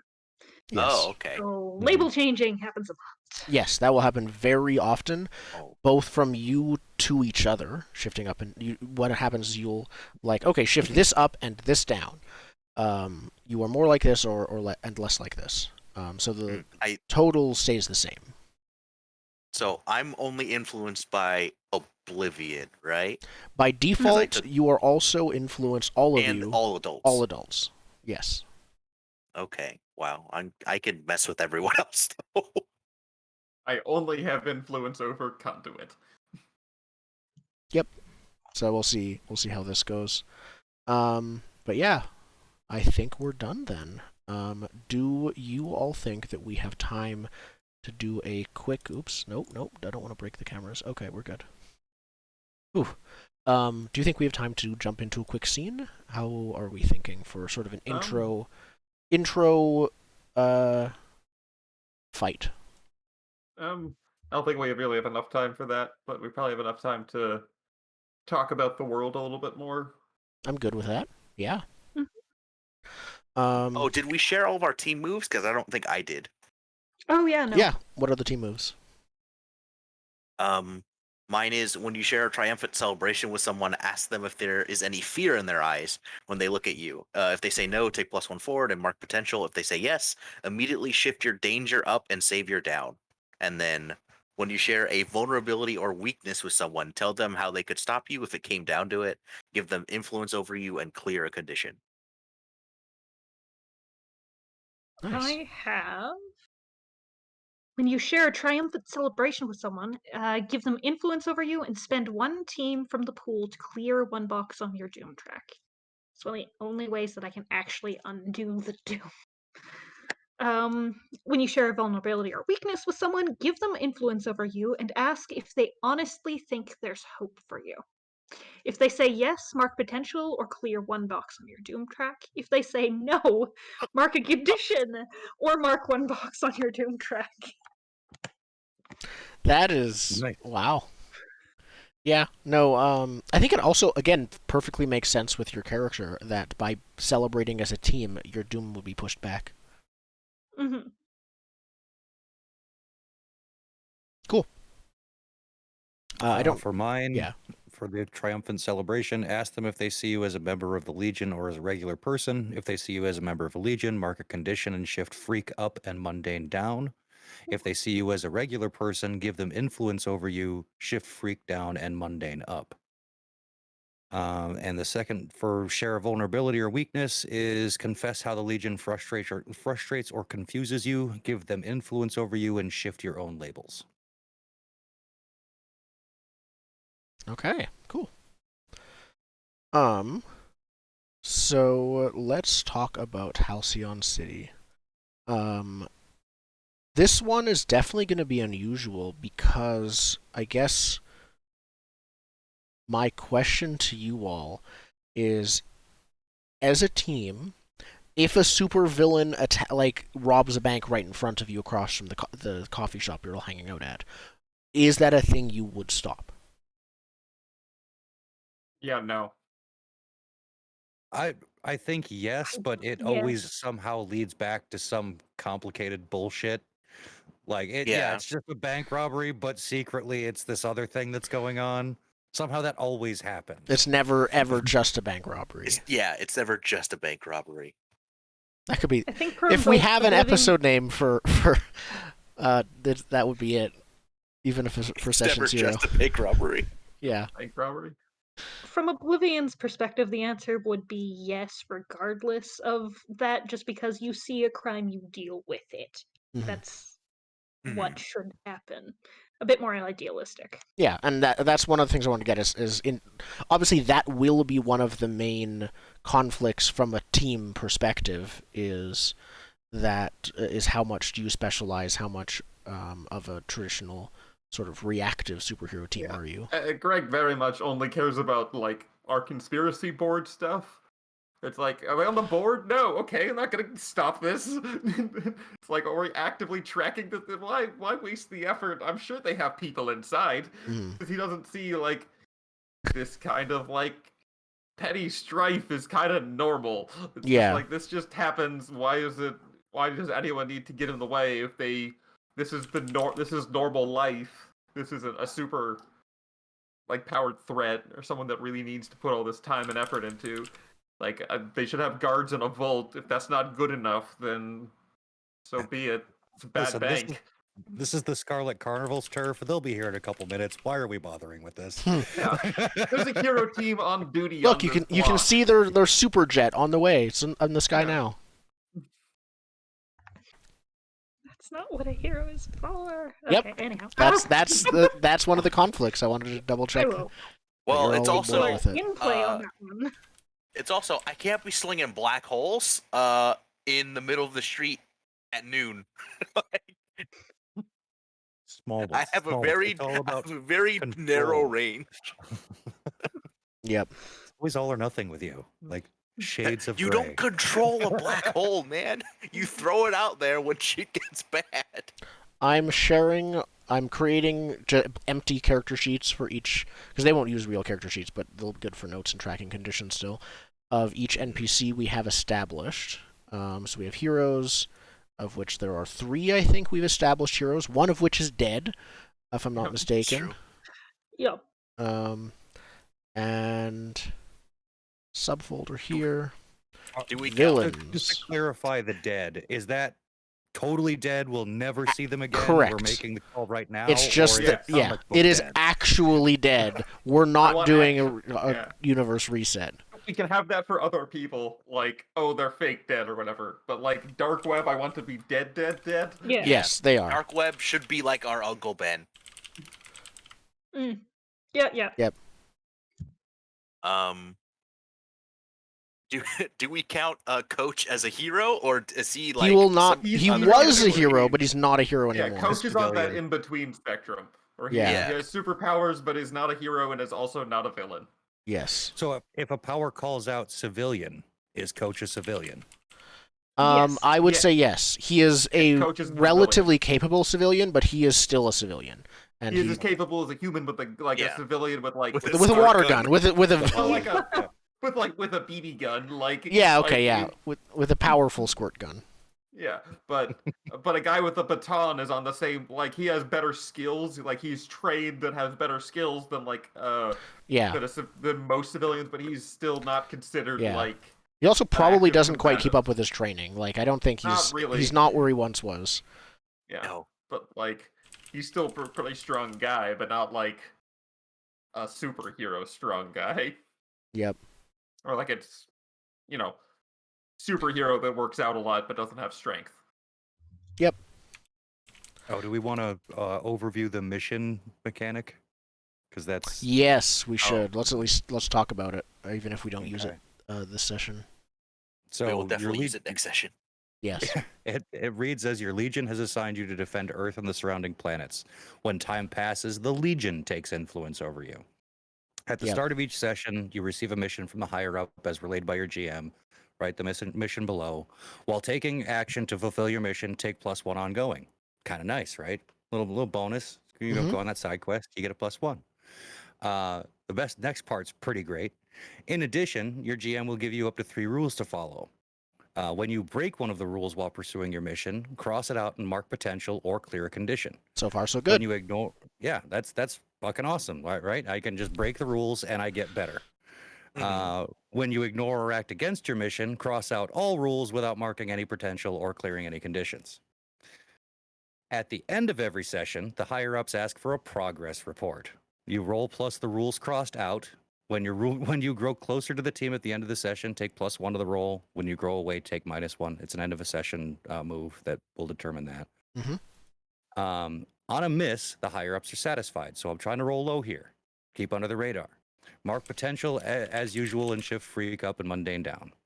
On a hit, your higher-ups are displeased. Mark a condition and shift mundane up and freak down. On a 10+, the higher-ups see fit to discipline you. You lose access to one ability, GM's choice, until the end of the session.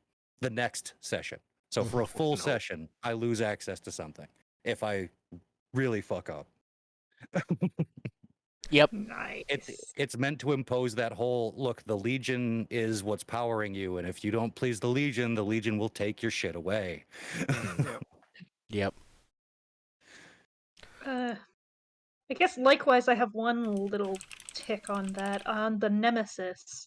At the end of each session, answer the question, did you make progress on defeating your Nemesis? If the answer is yes, mark potential. If the answer is no, mark your doom track. So I do have to focus somewhat on her. Yep, that'll be a part of it as well. I'm making one character for family right now, and I'm keeping it all grouped together. As we meet them, if they end up becoming bigger parts, they'll get their own thing for now. But right now I'm keeping them all together as one character.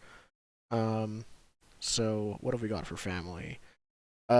So we have Greg's 6 siblings. 6 siblings. Not just brothers. I think there's only 7 of us. Yeah. That makes sense. 6 incrementally evil siblings. Morbid. Let's see. Well, morbid, the first couple. stupid, No, wait. The first Dr. couple are gonna Doom. have. The first couple are gonna have hippie names. Okay. Oh yeah, The because they were first probably couple have born hippie before the names. Ascension. The Yeah. next few have like shadowy names, and then I have evil wizard names. Because I was supposed to be the Grand Wizard of the family as the 7th son of Lord of the Shadow Realm. Yep. And I'd like Greg's 6 siblings, Serena, as well as Conduit's grandmother, Continuous brother and dad. Also, Oblivion has no family. So, you know. Definitely. I mean, I totally have a family. Just give me a day to collect them. Please. There's that Give me a in a day to petri dish mind over white there. people. There's like some genetic material in that test tube there. There's What's Grisha's rank? Do they have like army-like ranks in the Legion, in the Starforged? basically, I think there's basically only 3, right? There's like, you know, the newly inducted, I guess we'll call them ensigns, and then there's captains, and then, I don't know, some title for, and it's all just based on seniority, really. Yeah. And you command a bit more of the room when you talk, but you don't really have any more authority than anyone else. Except over the captains over the ensigns, I guess, but not between the captains and those higher than them. It's more meant for like when they're deployed in their 100 member strong forces, just so there's a chain of command. Okay, but not outside really, of combat. Yeah, internally it's like we go with the majority, you know. Mm-hmm. Okay.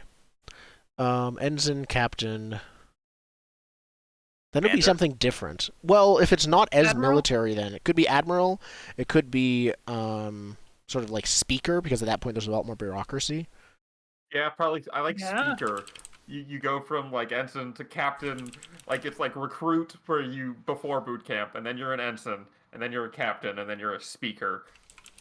Yeah, does that work for you? That works. Perfect. Yeah. So Captain Grisha, I think, is what she would be then. Yeah, and then there's like the not like a higher rank, but among the speakers, people that are voted to be more like administrative in charge. Yeah. And they have like specific speaker of blank, like speaker of the treasury, speaker of the power reserve. Yep. And also, I just realized from me looking at it, it was Selena, not Serena. How do you? There's so many different ways to spell Selena. Selenna. Okay. Selena. Sorry, Catwoman, Selena Kyle. Okay, just thought I'd check.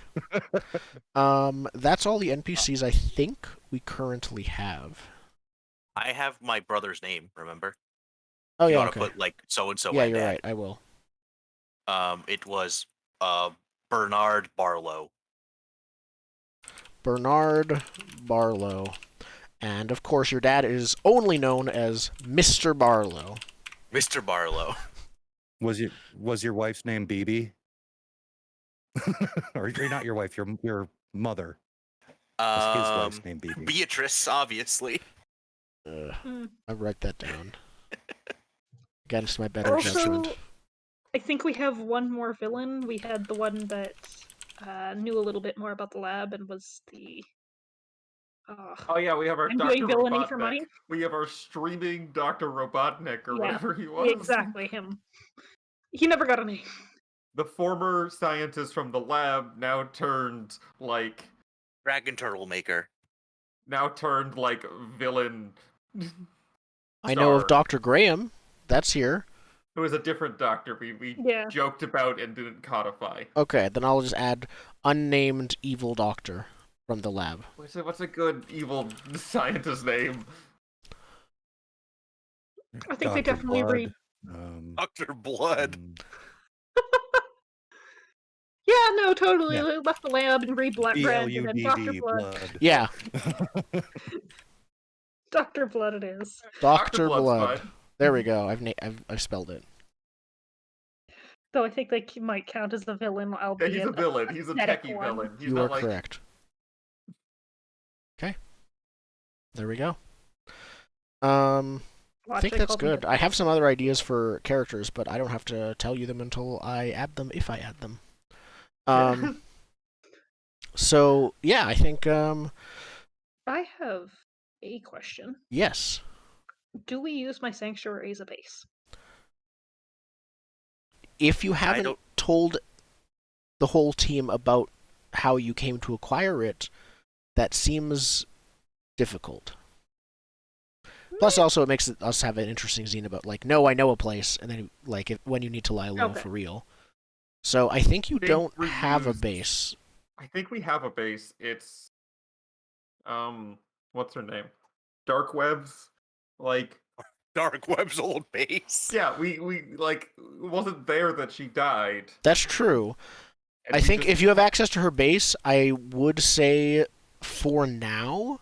Yeah, no. Most of the features of it are like biometric lockdown kind of thing. Yeah, it's like locked by an admin code that we never got. We don't have access like we to got the pass cards. You let us in the door. Yeah, we can get in. We can get into our lockers. We can get into the first aid room. And like, if I'm dead video assumed you already had access to it. Yeah, so she like made the I am dead video, tied it to like a heart monitor so that when she died, for whatever reason, that video played the next time we came in the base. Sure, just based on the trope of the character, there was a bunch of videos and emails that went out when she died. Probably, This one, this was just added to the list. Yeah, this was added to the heart monitor list. Yep. It's like when she died, the entire hero community knew, and they all had heard. Oh, there's probably going to be like a big, like it's they were not the biggest hero around, but there was probably like a funeral for her that was filled with a bunch of older heroes, a bunch of like Silver Age heroes. People that knew of that were like and worked with her. Did you go to it? Because you didn't know her that well, but you were also there closest to there when she died. So you met a bunch of the heroes at the funeral. Yeah. I sort of want to say that it was like a symbolic funeral, like, because all of these heroes knew who Dark Web was because she helped, but they'd never really interacted. None of them were that close with her. Yeah. She was just a name behind the screen. Yeah. Dark Web, the networking hero. Yes. Yeah, something like that. Yeah. So yeah, you'd have you probably like. They probably don't know the full story. It's definitely a closed casket funeral, but they don't know the full story of like exactly what happened. I'm guessing. Yeah, we have but the there are tux and black rumors, dress scene with and the masks on. Chuck Rogers absolutely spun it poorly, as we talked about. Chuck Rogers framed you all as villains, but the heroes don't like Chuck Rogers. They know what he does, and so there's probably the mixture where some of them are totally sympathetic and think none of it's true. Some of them are very terse and suspicious to you. Like, yeah, we get the evil eye from Crusader at the yeah, funeral. Exactly. If Crusader's there, is my mom there too? Oh, your mom would definitely be there. Yeah. Does your She's mom like, know I saw you're this a hero? coming. Yeah. I assume so. Okay, yeah. Yeah. It'd be pretty hard to hide. My son can shoot black holes. This hero can shoot black holes. Yeah. Fair enough. She probably just goes like, I'm gonna let you find your own path. I know what that path is, but I'm gonna let you find it. Yeah, that's the thing. If she feels like if she interferes, she'll change the timeline. That's one of the things with time powers. Cool. Yeah, so you probably did. But I guess it would be weird because they probably, all the heroes or most of them probably assumed you knew her way better than you did. Because they wouldn't have known how long you would have known Dark Web. We need to name our hero team. We need yes, that's our. We need. You want to spend the last 15 minutes trying to come up with a hero team? If that's enough the time. thing we need the most. Yeah. With what we're looking at fighting, I feel like the word beyond can be in there somewhere. Ooh, like, yeah. So here's my question: is this the same hero team name that Dark Web had? Like, is this the same name that is? Yeah. It's like a name passed down to you. So this is something that would have been made in like the Silver Age. Think like the 40s, 50s. Defenders of the Beyond is pretty. Maybe the Beyonders. I don't like Beyond Beyonders. expectations. Well, it was made to sort of, again, if this team is about espionage, threat scouting, they'd be like a first strike kind of team, or I'm thinking of like the World War II stealth stuff. You could be. I'm thinking of the Blackbirds. the incursionaries. I don't know. Incursionaries. Incursionists.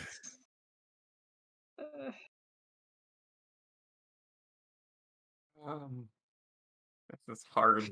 This is always the hardest. I don't actually. I don't mind incursionary. It has that energy. Disappearing act. I'm going to a name generator. The Untraceables. Untraceables. That's, I think, in era. Yeah. I don't mind that one. That is I'm the Googling. best one so far. What is this? What is this word? Nove?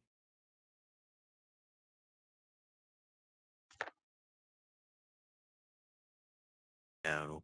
I think that's just plural of Nova. Yeah. The exclusives.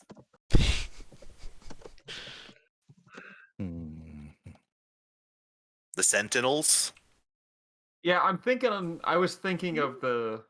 I'm trying to come up with a better name than like Sentinels or like Gatekeepers, but something in that vein that's vaguely more cosmic or realmsy. It just could be the Cosmic Sentinels. Because we're thinking like it's 40s or 50s, so Name generator just gave me the new Vision unit.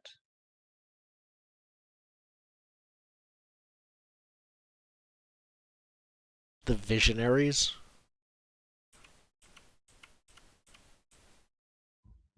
We'd have to go like with the young visionaries at that point. Like it's the young visionaries. Yeah. I would, because most superheroes have the like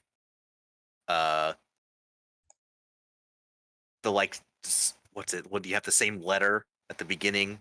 Oh, the alliteration. Yeah, the alliteration. We could do the what was it? The something with a V. The Vanguard Visionaries or the Visionary Vanguard. I like Vanguard. Yeah.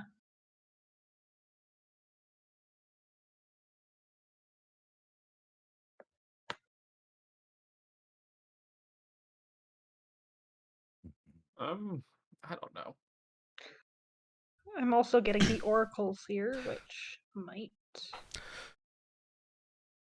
The give us battery Custodians. Because The Cosmic Custodians. Oh. Paradox Squad. It's always the worst part trying to come up with a team name for every I know. RPG. Like, Yep. name Every your single adventuring one. party. Fuck. Yeah. yeah, Our, we our 5e game, we just never did it. we just skipped Yeah. it. You can normally get around it, but when we're explicitly a superhero team, when we're superheroes, you have hold on. to. Let's. The book mentions a few historic teams. We'll see if any of them are good. Because we could just adopt one of those. Useful word I've got here is silent. The silent. The Silent Vanguard. Yeah. I like the Flux Silent as a word. Vanguard. Flux Yeah, I the like, Silent but it Vanguard. doesn't fit It the doesn't stealth fit, yeah. espionage. uh, Flux is a Silent great hero. Vanguard, the I'm down Realms with that. Guard is pretty easy too. The Silent Realms Guard. Yeah, that's too much. Silent Vanguard's better. Vanguard's, So yeah. it's either two words or a portmanteau, not both. Yeah. Yeah. Mm-hmm. Do you have an opinion, Zen? These are The Vanguard of the Void, maybe? Like, just to the get those Void two V's. Vanguard. Oh yeah. Oh, I like Vanguard of the Void. Yeah. Vanguard of the Void. Definitely not the worst. I think that's been sorry. the best one so far. It's hard. This is very It is hard. very I do like hard. the alliteration quite a lot there. Yeah. Yeah. Absolutely. Or we could just be the Void Guard. That could work. Or the Void love the Space. name, but I'm not sure how it fits. Or the Void in Space the Guardians. The Void Guardians. Guardians of the Void Sea. The Void Vanguardians. Oh, no. Void Vanguardians. I mean, Galactic Concierge doesn't work nearly as well. Galactic Concierge. Not quite. Uh, Um, hmm. the Void Vigilant. I kind of like that, actually. If I interpret vigilant as a post-noun adjective, like the void that is vigilant, to me could be what it means. Mm-hmm.